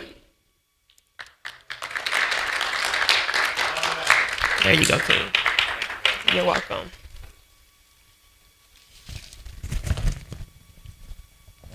Dawund. Okay.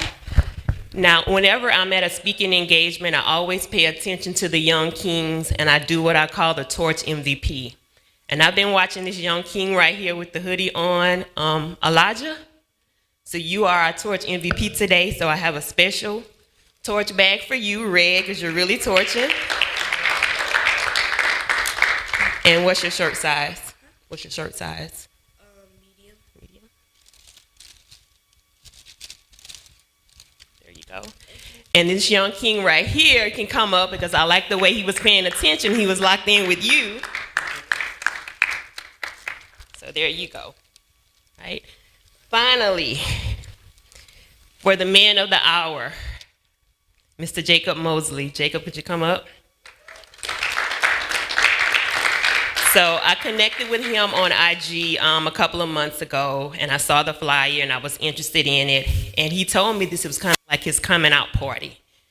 So I want to present you with this book from a local artist here in the DFW, Jonathan Pride, and it's called Caterpillars Don't Fly, because you definitely made that metamorphosis from caterpillar, because you're soaring, brother, and continue with the greatness that you're doing. Here you go. You're welcome. Okay. Thank you all.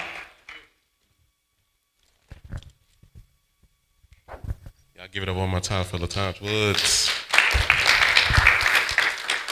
Did y'all enjoy yourself this afternoon?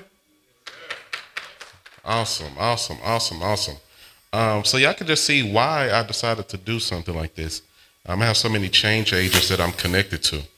And like Vincent just eloquently saying, the world ain't gonna get no better unless me and you change it. And I decided to do something about it. I decided to be that change that I was looking for. I decided to be that person to be my own rescue. I decided to start speaking. I decided to start talking. I decided to get out of my comfort zone. I decided to stop living in silence.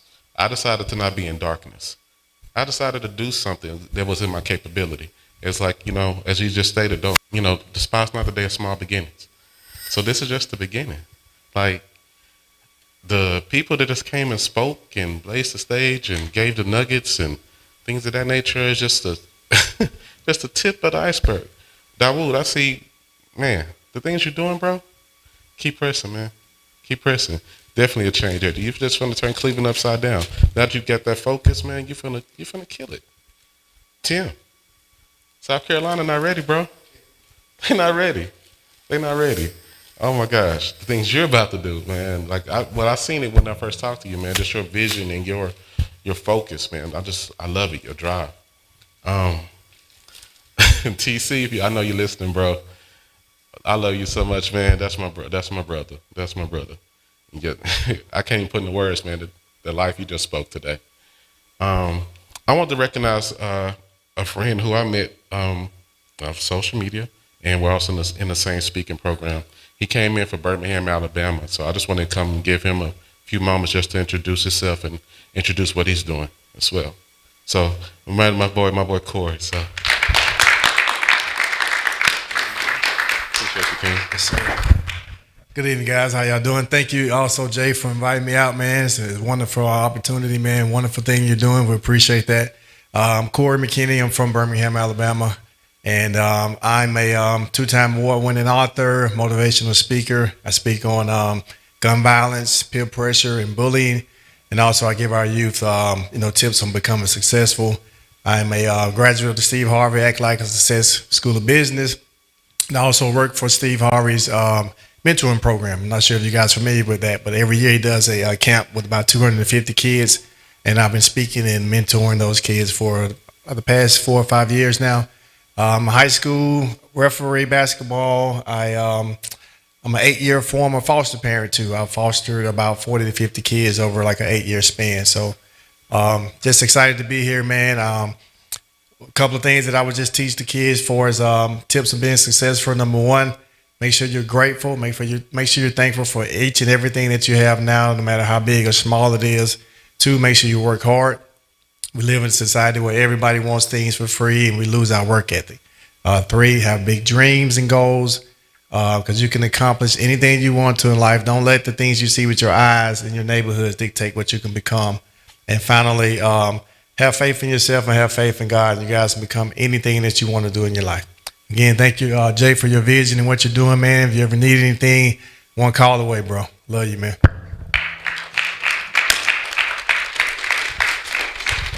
I appreciate you, man. To close out, man, we're going to have a Q&A section. So, Tim, Dawud, Vince, if y'all can come, get these seats here. So if anybody have any questions you want to ask or, anything that was said, you just want to, get any more. Yeah. That's right there. That's cool. So, yeah.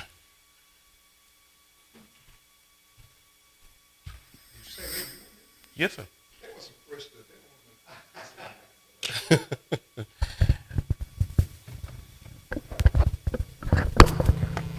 Mr. Eddie, do they just come to this mic here? Yeah. Y'all don't be shy. Anybody got any questions?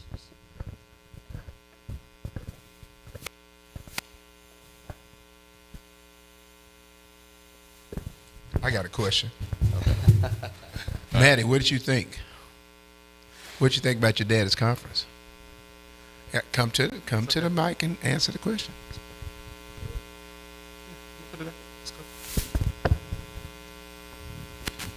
This is my oldest, y'all. This is my baby.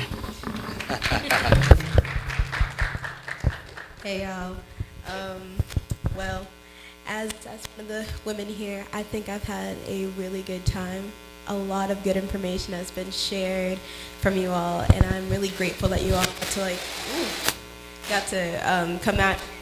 I know my dad, he put in like a lot of work to make this happen, so if we could get a round of applause to him, honestly. Seeing him late at night, I'm still up, he's in his room. Honestly, I'm just really grateful that he was able to pull this together for all the young men here. And I've had a really good time. A lot of great information has been shared. And I've taken like a few notes here and there while I'm filming. So, yeah, thank you for having this. You're welcome, sweetie. Thank you. Any ladies? Any questions? So y'all know if y'all don't start asking us questions, we're gonna start asking y'all questions, right? That's how this works. That's how this works. So I got a question for y'all. There we go. What is one thing that you say to yourself every day to encourage you? One thing you say to yourself to encourage you.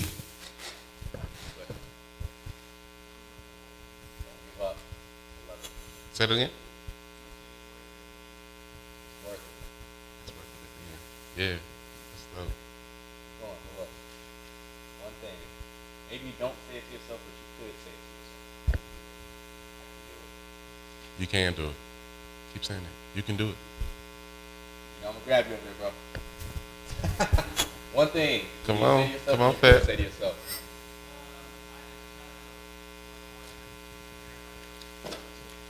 I work the work. I love it. The reason I asked that question, y'all, is because one of the main things I work on in the schools that I speak at is the power of your words, right?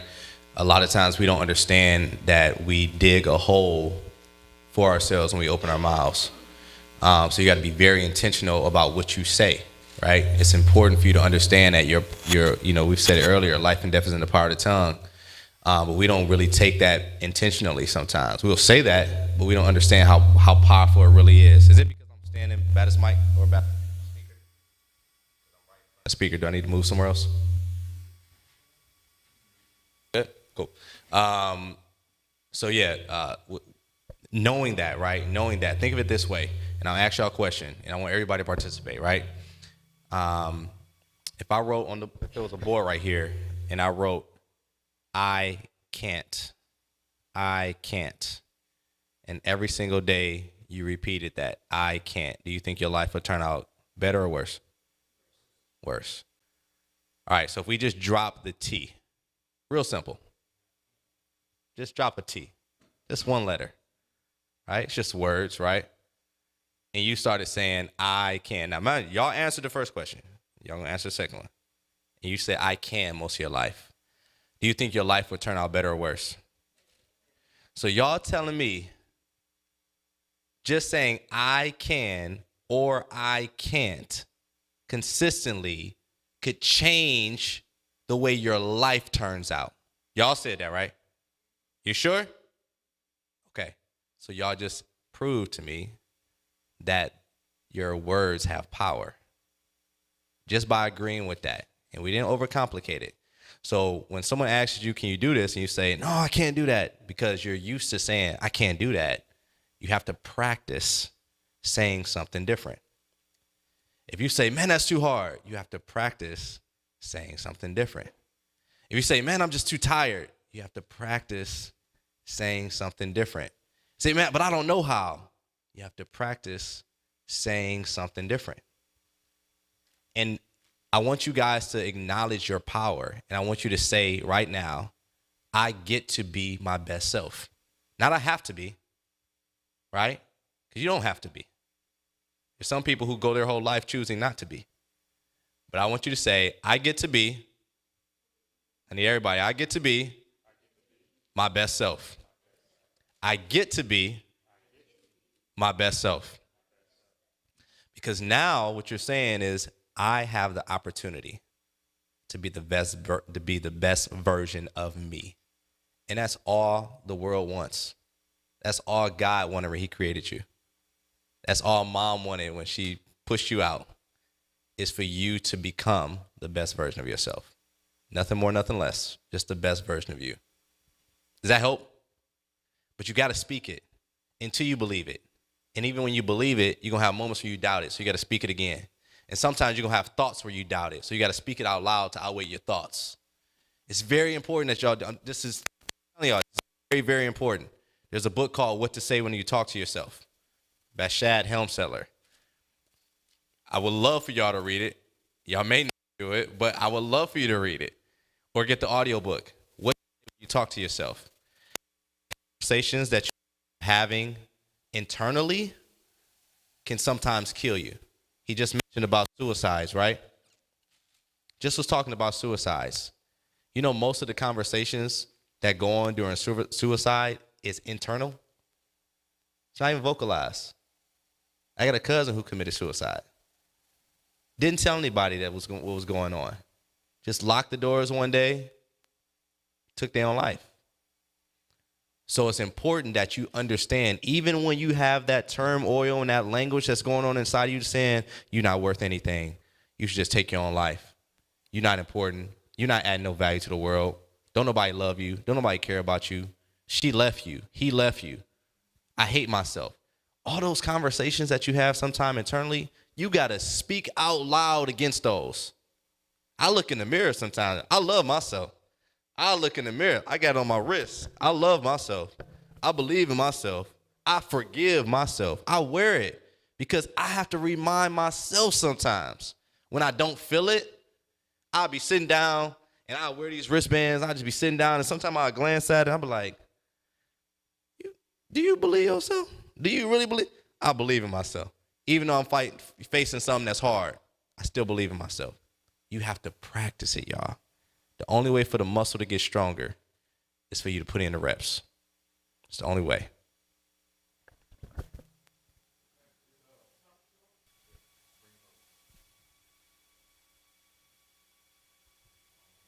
Can't hear. Oh, if you're talking, Tyler, we can't hear you. Hold on a second. Yep, they trying to get your audio working.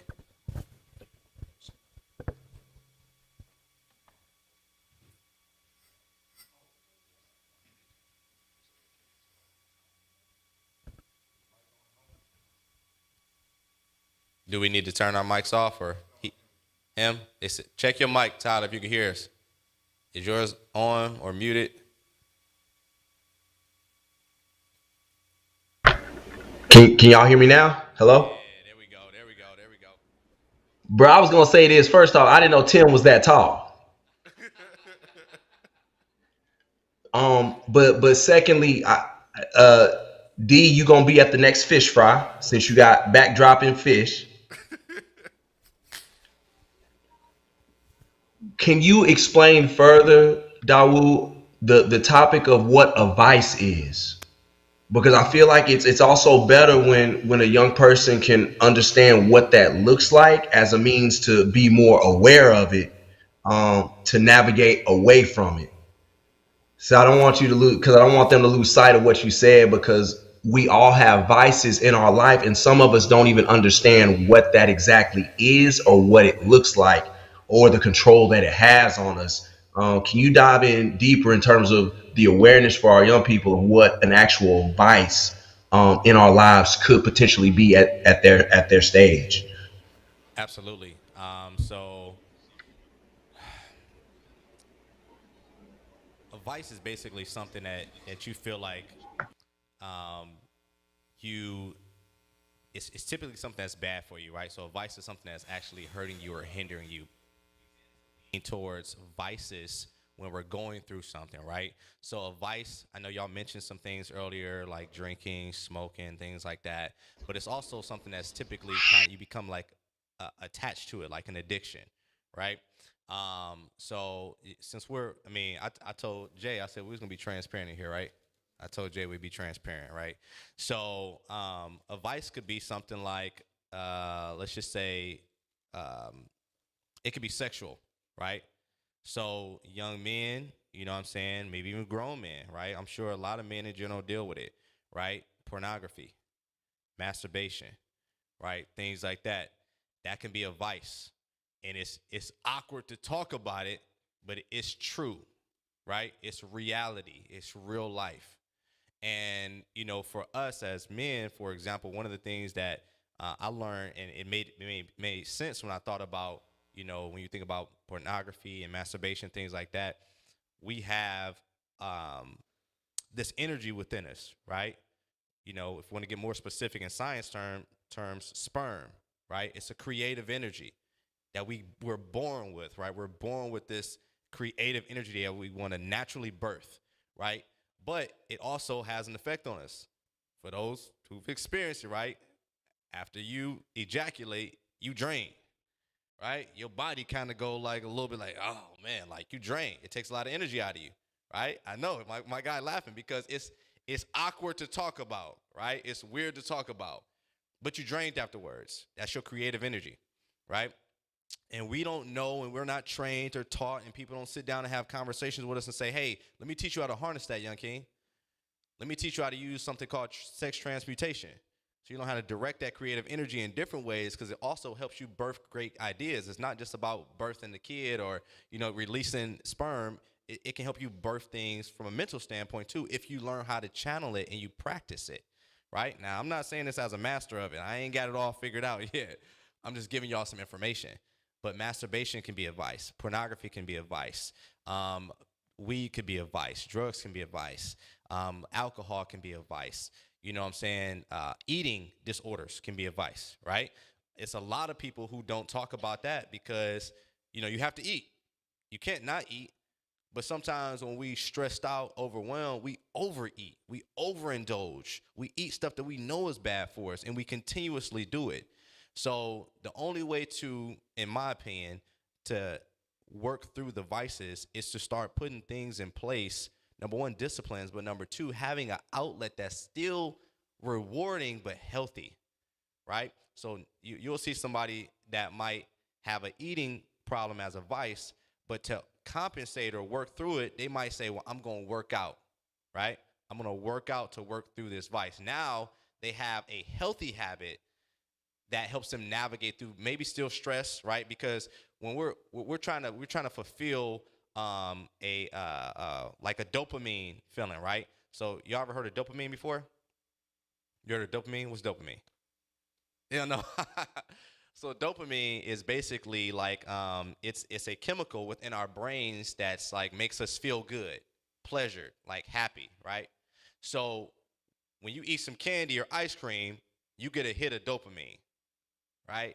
That's the dopamine, right? You ain't even got to have the ice cream yet, but if they say we going to get some ice cream when we leave, you feel it, right? You like, oh man, we going to get ice cream. What time we leaving, right? So you get the hit of the dopamine before you even get to experience the actual thing. And that's how a lot of people deal with vices. They'll think about it before they even experience it. And it'll be like this energy that's just overpowering them. It's like almost controlling them until they go get that thing, right? That makes sense? So we got to be very conscious, and if we don't disrupt the thought, like, but if you got a cavity or a toothache, and I say we're going to get ice cream, the dopamine feeling might come. You might be like, "Ooh, we about to go get ice cream," but you got to have that thought that say, "But I got the dentist. I just left the dentist. I got 3 cavities. I really don't need to go eat ice cream right now." So that's where you have the discipline to say, "Thank you, but I don't even want my teeth to hurt." Right? Yes, sir. Please do. That you said, but I want to make sure that we pronounce it real well. Anger. Anger is a vice. And before you know it, it will consume you. You can get angry at yourself and kill yourself. You can get angry at other people and kill other people. The other thing that he talked about was poverty of words. Watch what you say. Because if you say the next time that Jacob steps on my toe, I'm going to beat him to death. If you say it enough times, that one time when he does it, that's what you're going to do. What you say, good or bad, it comes out. And one of the things, as you got to realize, you got a lot of anger in you that goes back 400 years. They've proven that what we've gone through on this continent is still with us. You're bearing your great, great, great, great, great grandmother's the burden that she lived with, and you don't even know it. And so for us, we have to be real careful about that, because the thing about us is it's intuitive for us. If we feel like it, we're going to do it. It's gonna get done. Period. No matter what. And that's good or bad. So just watch that anger thing, man, because sometimes you have to walk away from people. I'll say this and I'll let you go. The saddest thing that I go through, a lot of times I go to the jail because I work for the county commissioner here, John Wiley Price, here in Dallas, and we'd have to handle everything at the jail, basically. And a lot of times, now when I go up to that 7th floor and see that block where the real killers are, all of them look just like y'all. 18, 19, 21, 22. Life is over, bro. That used to be a place for old men. There was old hardened criminals that used to be in that top floor in top security. Now they are black, they are brown, they are 16 to about 22. And they don't wait long. It's going to take Trump 7 years before they have his trial. That Negro that's sitting down there in the county jail right now, it's going to take him 7 years to do that. Watch, and it's all anger. And as soon as they commit the act, they wish, Lord, I wish I would have kept my anger. So whether you angry at a schoolmate, an enemy, your parents, whoever you're mad at, the scripture says, his arm man says, forgive himself, but forgive other people. Because that anger will eat you up. It's a cancer. It's bad. Hey Jay, I got one more question, man. You know, I got the questions, man. I got some dope brothers before me, so I'm not just encouraging other people to lean on another shoulder, bro. I see some amazing gentlemen, so I lean on shoulder. And for me, like Tim, I know hearing you speak and knowing what you about. For the young men who are in attendance, I never really got schooled on financial literacy or embracing the value of a dollar, and they're not too young to learn those things. If there's one piece of financial literacy that in this moment you could give to one of the young men that are standing in right now, perhaps maybe something that you've learned and you wish you knew early on. I know that's your wheelhouse, brother, but is there something that we can give the young man that's just a simple methodology with the dollars that they receive or the dollars that they work hard to earn? What advice would you give them, my brother? Good question. Good question. So the biggest thing I would say is financial literacy and managing your money is more about the strategies and discipline itself, more so than the money itself. Because if you know how to, again, manage your money, then it's not necessarily, again, it's not going to be about how much you really have. So the biggest thing would be budgeting. I'll say understand where your money is going. Because if you don't have it written out, if you don't have a budget sheet to look at and say, okay, I'm going to spend, for example, if y'all are young, right? Let's say you get allowance, or you just do stuff. I used to do stuff for my grandma to make money. So I used to go on dates. So I'm gonna make it full circle. So I used to go on a lot of dates and stuff. So I used to do work with my grandma to make like $50 here, $50 there. So if I'm going to make $200 in a month doing stuff for my grandma, I have to understand, well, I don't want to spend all my money going on these dates, so I'm going to budget to spend, let's say, $75.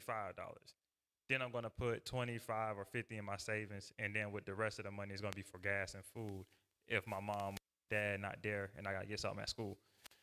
So just really understand where your money go. Write it out on paper, what you're spending, how much you're getting in, and just be disciplined.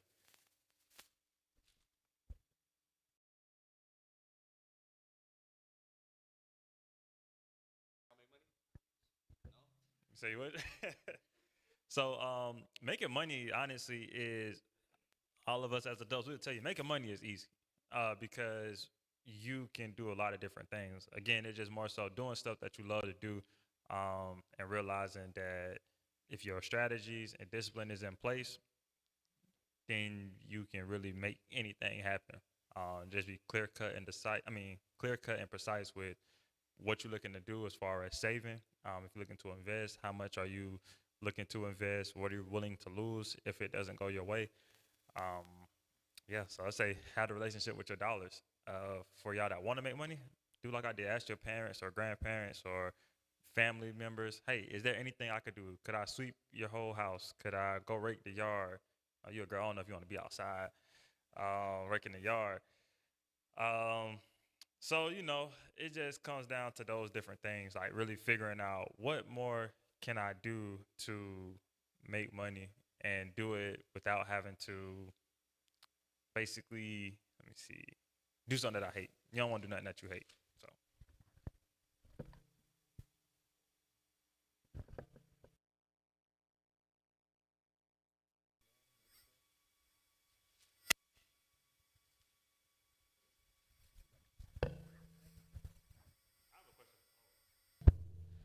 Tyler, if you can still hear me, I got a question for you. You did talk about how your father was a Hall of Famer, or is a Hall of Famer. What was your process again going up through going through your young years, like those high school years, and realizing that some of the things that you were doing weren't what you knew you were capable of in the future? Like, how did you really channel it? I guess what was that breaking point for you to say, you know what, I'm not just going to be what everybody else expects for me to be, but I'm going to be more because that's not who I am? Yeah, I think like my first shock was like sitting in class and don't nobody look like you in class. Like I was raised in suburban neighborhood. Most of my family is from East Texas. My pa and my mother are first generation college students. So I was raised in an environment that was very new. Sitting in class, going to spend the night at another white person's house was like show and tell with my family. I was on a journey and a trajectory, both my brother and I, in this new suburban life that my family had never experienced. So unfortunately, like their advice, the how-tos, some of the things that I was experiencing, it was new for them too. My parents weren't raised the way that I was, and so I battled trying to figure out where I fit in life from like the very beginning. On the black side of town, it's like, bro, you whitewashed, you come from this, you don't really fit in over here. And then you have the white population where it's obvious I don't look nothing like y'all. So the way that I feel, the insecurities, the things you see the differences in the way that people are treated, I automatically knew that population wasn't going to relate to me either. So it's constantly being stuck in the middle. And I think that's when the battles and tug of wars with myself actually ended up starting. So early on in my life, like, what's your place and where do you fit? And sports were that for me. Sports did not start off that way for me. It took a while.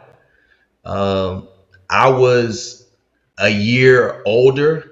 I was a year younger than everybody else in my grade. So when I'm 16, everybody's 17. When I'm 12, everybody's 13. So I had a lot of figuring out for myself, and that's why I ended up getting lost in books, because books were my escape. Books were the fairy tales, J.R. Tolkien and C.S. Lewis, and learning about all these different imaginary worlds in comic books. That was kind of like my escape. That was my peace. That's where I felt whole. When you would introduce yourself, it was never, my name is Tyler. It was, oh, he's Earl Campbell's son. Come meet Earl Campbell's son. It's like, wait, hold up, bro. Like, I got a whole name. I got a middle name. I got me. So when I saw that people had an expectation over my life and they started placing labels on me even before they had the opportunity to meet me, like getting discredited by my people and telling me what I am even before they met me, but basically also who my father was, the way that I grew up, I was automatically X. Like, bro, that hurt. And so I started in my teenage years to make it a point that when a person gets a chance to meet me, how am I going to make you remember me? And I said, I'm going to go into relationships when I was about 17 years old. When I got out the alternative system, I made it a point that when I shake somebody's hand, I'm going to try to make a friend. And I'm going to make myself a friend by defeating someone's stereotype of who they think that I am, whether they be white, black, brown, green, yellow, or purple. And I started to value and love people. I loved friendships. I loved bonds. I loved hearing somebody else's story about where you are and what you come from, why you are the individual that you are. And most of the time you'll recognize that when you ask somebody the right questions, bro, they're gonna give you a long answer. And when you show that you are into what somebody else is saying, you give them eye contact. When you shake somebody's hand, bro, you shake that thing firm. When you look them square in their eyes and show them that you have no fear, a person is going to remember you. And so when I recognized that I could tap into somebody's heart and make them remember me, those were the things that kind of helped make TC or Tyler me. And it made me kind of smile a lot more with the man that I saw looking back at myself each and every day in the mirror. But when I said I'm going to change the way that you perceive me, but it's not by what I'm going to say, it's what I'm going to give you the platform to say about yourself, I recognize that I could get to a person's heart a lot quicker and a lot faster by allowing them to feel that I am genuinely invested in them. And that was something I saw at an early age, and that changed me because everybody has something to say, but not everybody gets the platform to say it. That changed. Hey, I appreciate that answer. The reason why I did ask the question was because I know a lot of the youth, sometimes we as adults or as family members, sometimes we could put some expectations on some individuals without even really realizing it. And for them, they can find their own way of vocalizing it. Because like I said earlier, I just really wanted to be seen. I really wanted to have a voice, but I didn't feel like I had it.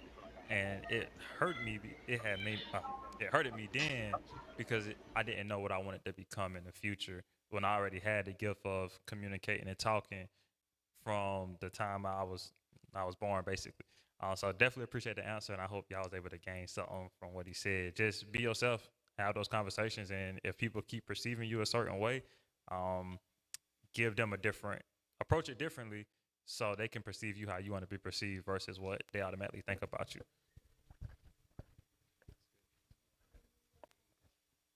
More? Awesome. So before we close, any more questions, concerns? Got a question? What's up? I have a little fun question to close out with. I know TC mentioned comic books, and it made me think, what is y'all's favorite superhero and why? Yo, can I go first? Let me go first, man. This is what I've been waiting on. Let me go first, bruh. Man, come on, listen. It's got to be Batman, bro. It's got to be Batman because he was actually human. Made your boy feel like okay, I can do that. Like he don't have no superpowers. He just got the will. He got the drive. So I'm like, yeah, give me Bruce Wayne. Give me the Batman. Let's go.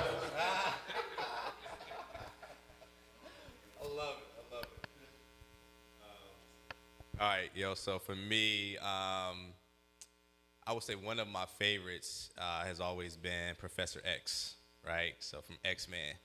And it was, the interesting thing about Professor X is even though he had the ability to control minds, he didn't always just jump in and like take over people's minds. More so, he was in tune with them, right? So he could pick up on what they were thinking, kind of help them navigate through mental things that they were going through. And I just thought that was so unique. And I think that's something that, not being a mutant, just being a human being, we have the capacity to do. We can actually tap into others' minds and help them navigate through certain situations. That's what we're doing right now. When I do the work into schools and I ask questions, you're tapping into their minds, and then you're helping them navigate through mental barriers that are holding them back. So I would say Professor X was my number one.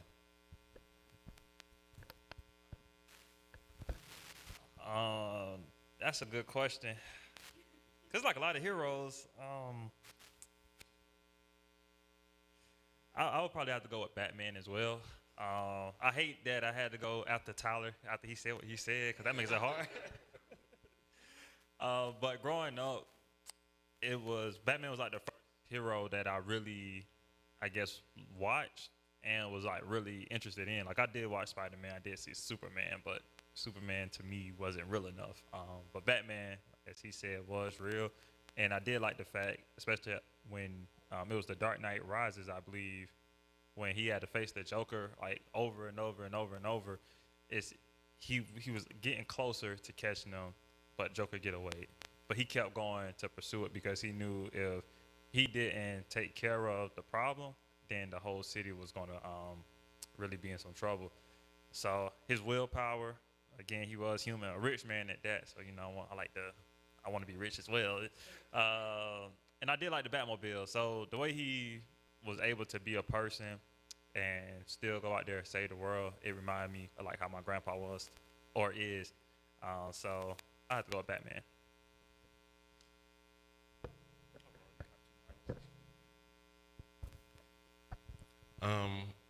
First I was gonna say Iron Man, but when Black Panther came out, that just did it for me. Like, Prince. Hey, when Prince T'Challa came out, I was like, Wakanda forever. I'm with it. Only because like how he displayed his love for his father, and he displayed his love for his family. Like whatever he did, the decisions that he made sure he put them first. And also, I could tell like his family values that was put in the movie that he tried to instill, throughout the movie. Like I was just seeing just one particular scene where he became Black Panther, and when they go back to speak to the ancestors, and he found his father, and he knelt before him. He was like, "Stand up, you're a king." And he's like, "Well, look up, you're a king," or "Stand up, you're a king." And him in that particular moment, in relishing in that particular moment, and he took that and ran with it, and then his willingness, his dedication, his relentlessness, his tenacity, all that played a part. So for me, it would be Black Panther, and also he had money too, and he was for the black people. So Wakanda forever. All right, let's see. We got two Batman, so I'm gonna change it up. I'm gonna say Robin. And let me tell you why. And it's funny. I actually have to. I'm actually best friends to the most historic commissioner probably in America, and there is a place for the best supporting actor. And a lot of times in movements, that's everybody wants to be Batman and nobody wants to play the supporting role. And what you have to remember about Robin was he was an understudy to become Batman one day. And so I think in the struggle, what happens a lot of times, and I relate everything to the struggle, Robin has a place to play by making sure he got Batman's back. So I'll say Robin. I'd love to drive because Batman don't look like he could drive real well. He scared me to death. But every once in a while, just to be, I'd be Robin this time. Was Jacob's Batman? Hey, I'm just hyped because I'm hearing black men talk about comic books. I'm like, where was y'all at when I was, man, I needed y'all, bruh. I'm like, man, I couldn't find nobody. Oh my gosh, man, this has been amazing, man. And just to end it on that, when Vincent talking about being in that supporting role, and I'm definitely, that was the reason for this conference, because I want to play a role just to support the community, support the youth, support the men, just to say, I am you. You're not alone. We know what y'all going through. We know what you've been through. As you've heard stories all throughout this afternoon for all five of us, it just, we can relate. So if we said anything this afternoon that you heard, that you can take with you, that's going to help you, that's going to catapult you to the next level, that's what it was all about. I'm just like so on awe because I had these particular men fly in from Cleveland, Ohio, fly in from South Carolina. I had a young man that's sitting in Austin, Texas right now with COVID on the screen, giving it his all. So this is needed. This is so much needed. I love y'all, man. That's all I can say. I love you, brother. I love you, Kings, man. I appreciate y'all. You do?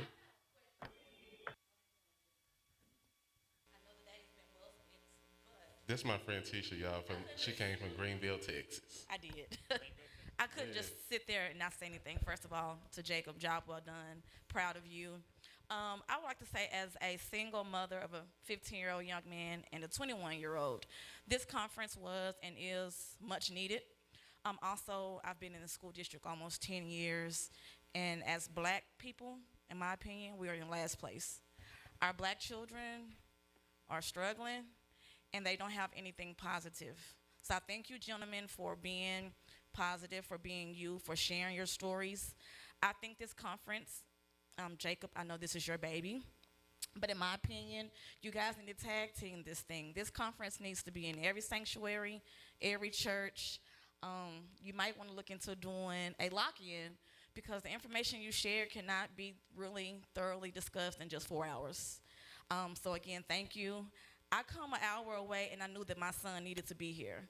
I knew that he would hear some things that I, as a black woman, couldn't tell him, or that he can't understand from me. So thank you again. Thank you for having us, and continue letting the Lord use you and being great and being you. Clap it up, y'all. Clap it up. Thank you. Jay, can I say something real quick? Absolutely. For those, because I know there may be multiple young men who are experiencing single mother households, and mom is hard on you, right? You know what I'm saying? She has high expectations of you, and maybe feel like she's always on my back. And I just wanted to speak to that really quickly before y'all left, right? Mom wants to see you become the best version of yourself. When she's doing it alone, it is not easy, because she has to, and you'll learn more about this as you get older, she has to balance her feminine energy with masculine energy, right? She's trying to find a place to still inspire and influence you as a young man from a woman's perspective. She's trying to instill some firmness, but also love and compassion. She wants you to be strong, dedicated, and driven, but she still has to not be broken in her process. So I'm saying this to y'all young men so you know where she's coming from, and you give her grace in how she delivers the message to you sometimes. Y'all with me? Give her grace in how she may deliver the message to you sometimes. It may be hard to digest sometimes. If anybody ever took a vitamin that you had to just drink some water, a big pill, and it kind of got stuck a little bit when you had to swallow it. Yeah, that's how sometimes the messages from mom may feel. It may feel like a pill that you can't, like, I don't want to deal with this.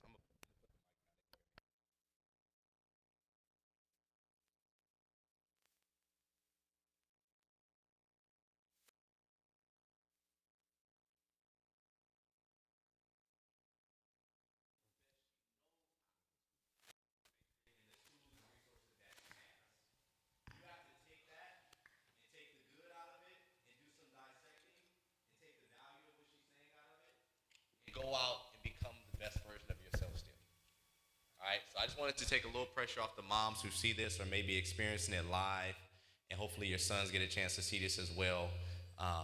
Just know that moms, we commend you. We know you're doing your best, and it's good for you to experience some of the conversations that we're having here, because even as we're trying to sharpen the young men and the older men that are in the room, we're also giving some of the moms some tools and resources as well that they can use when communicating effectively with their young men.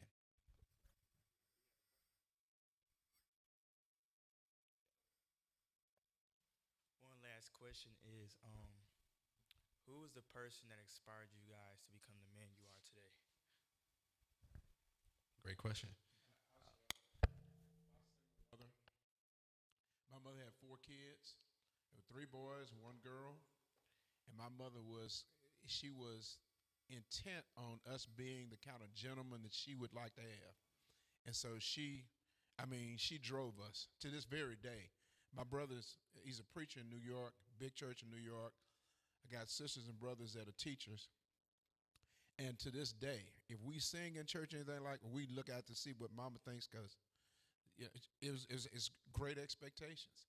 So for me, that was my single mother. She was determined that she could raise boys, and she did. And sometimes it was a hard pill to swallow, Doc, because But yeah, that was mine.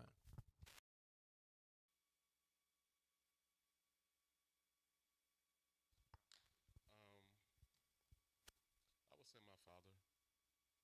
Um, he, how can I put this? My dad was somebody who he was a provider, so he did do that part. So seeing him go to work, have multiple jobs, and like he was, he wasn't at home a lot. He wasn't at a lot of basketball practices. He didn't come to a lot of games. And for some of us, you would think like, oh my gosh, like him being there with just his presence. Of course, I wanted that. But as I'm older and I have my children here, being a provider for them is first and foremost. So the things that he instilled in me and taught me is like, the lights stayed on, food was on the table, clothes was on their back. Everything he did was for us. We always came first in everything he did, by any means necessary. If it meant him working a 9 to 5, him working security on the weekends, him selling cans, him having to go clean up somebody's office, him selling scrap metal on copper, whatever it was, whatever the hustle was, whatever it was that the family needed, he did. He stepped in and he did it. So I would say my father's the person in my life. For me, it's my grandfather, Charlie Jonson.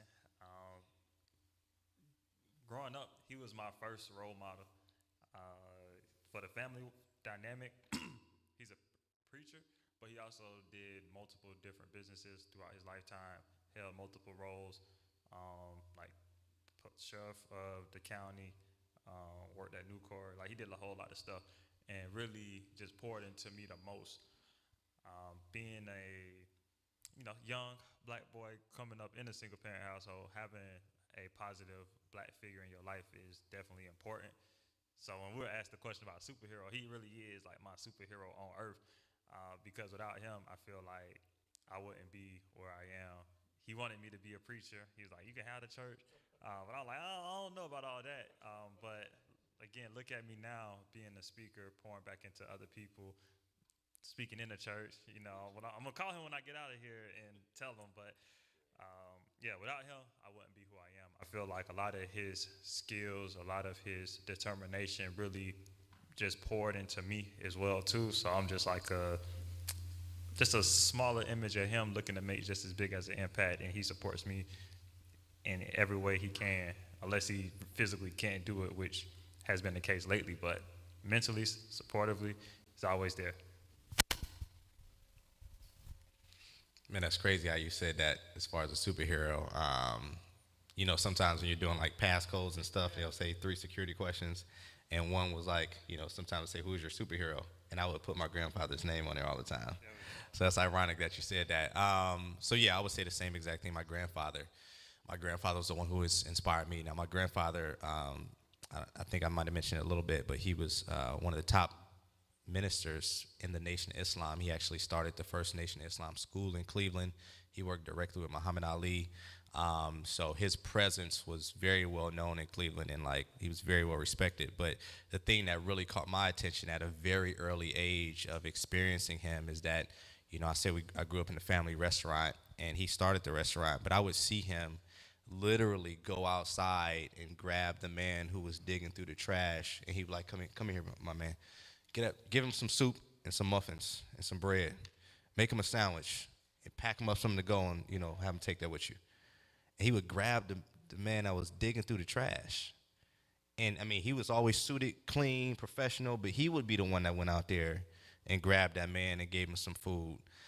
So his heart of service is what really inspired me. Of course, he was a captivating speaker, and that's where I think I picked up on some of my skill set with that element as far as speaking, but the heart of service is what I really developed from being around him and having him in my life. So for sure, my grandfather was my biggest inspiration. Can I say something before Tyler? Hey, Tyler, I'm gonna say something real quick before you go. For us, Dawud said he lost his grandfather. You said you lost one, right? Yeah. So if you have like that, that person that impacts your life and they're alive, just tell them. You never know how much it means to them. I have a lot of people that impact me. The other day, I told my grandpa, probably the first time I ever told him, like, thank you for everything that you've done because you've been my first role model and you consistently show up, and I really appreciate it. So I gave him his flowers, and just let him know how you feel. Because again, we say a lot of men suffer in silence. Is deeper than just feeling bad. Is not letting other people be aware of how they make you feel and things along those lines. So if whoever impacts you, motivates you, encourages you, they're your role model, just let them know. Like, hey, I appreciate all the work you've been doing because you're inspiring me. And without you, I don't know if I'd be on the same path. So, yeah.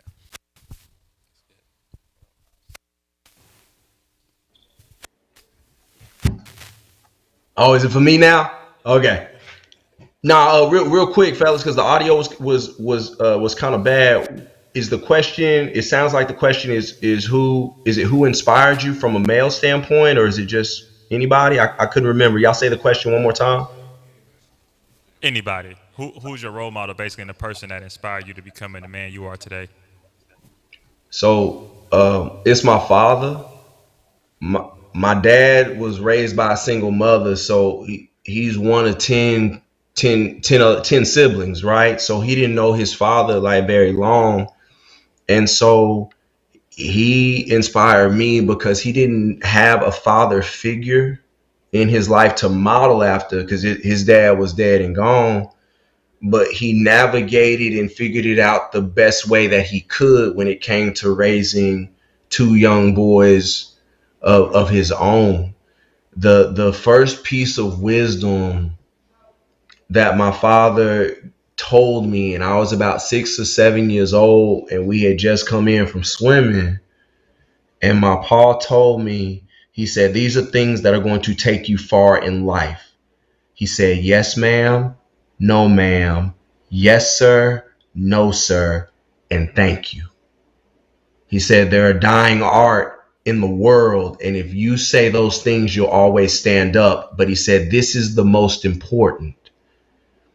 He said, if you never quit in this game of life, you will never lose.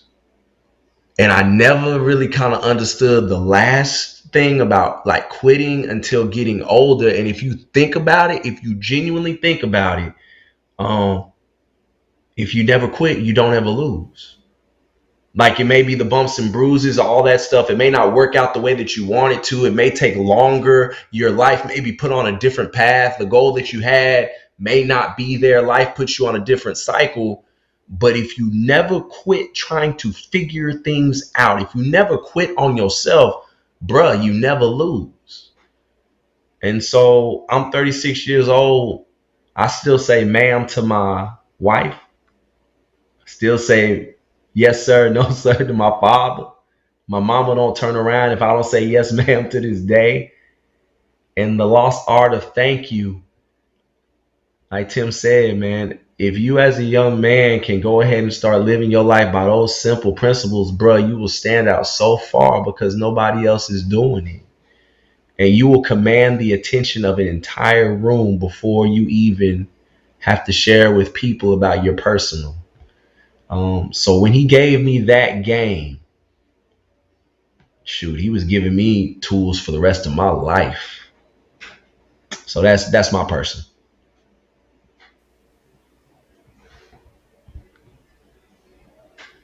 Is this on? Okay.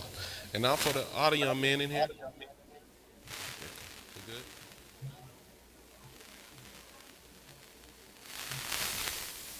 Thank you. Okay. For all the young men in here, can you hear? Can you hear me? Y'all can hear me? Okay. The reason I put this on, the main reason for this was because I want you guys to know that you need to talk. When you're going through something, something's bothering you, something gets too much, talk. Open your mouth. In fact, your mom has my number. If you need to talk about something, holler at me. Elijah, your mom has my number. If you need to talk to me about anything, holler at me. Don't suffer in silence, y'all. It's a lot going on. I understand you as teens, there's a lot going on in your life. You're humans. So that's I got to get to this point now to understand that my kids, they go through things. It just ain't go sit down, shut up, and go sit down somewhere. What's wrong? What's going on? Talk to me. How can we fix it? Even if it's an uncomfortable conversation, let's have it. I don't want y'all to suffer in silence. It's time out for that. Open your mouth and talk. Jalen, and even as a young man, holler at your pops, man. You going through something? Talk to him. I know he'd be more than willing to give you the game. So, the I Am You tour just to show you that we are you. You're not alone. So, I wanted to share that. Anybody have any other questions before or comments? We good? Y'all have any other last comments, last remarks? TC? Appreciate you, bro. Well, thank I you. love y'all. No, thank y'all. What'd you say, TC? I'm sorry. I just said I love y'all.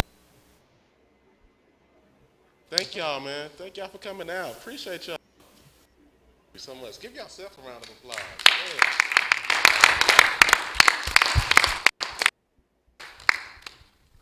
Thank y'all so much. I don't do the most, but I do a lot. I'ma make a toast, cause we still alive. No big, I feel like Pac. I shoot a shot. I'm coming in hot.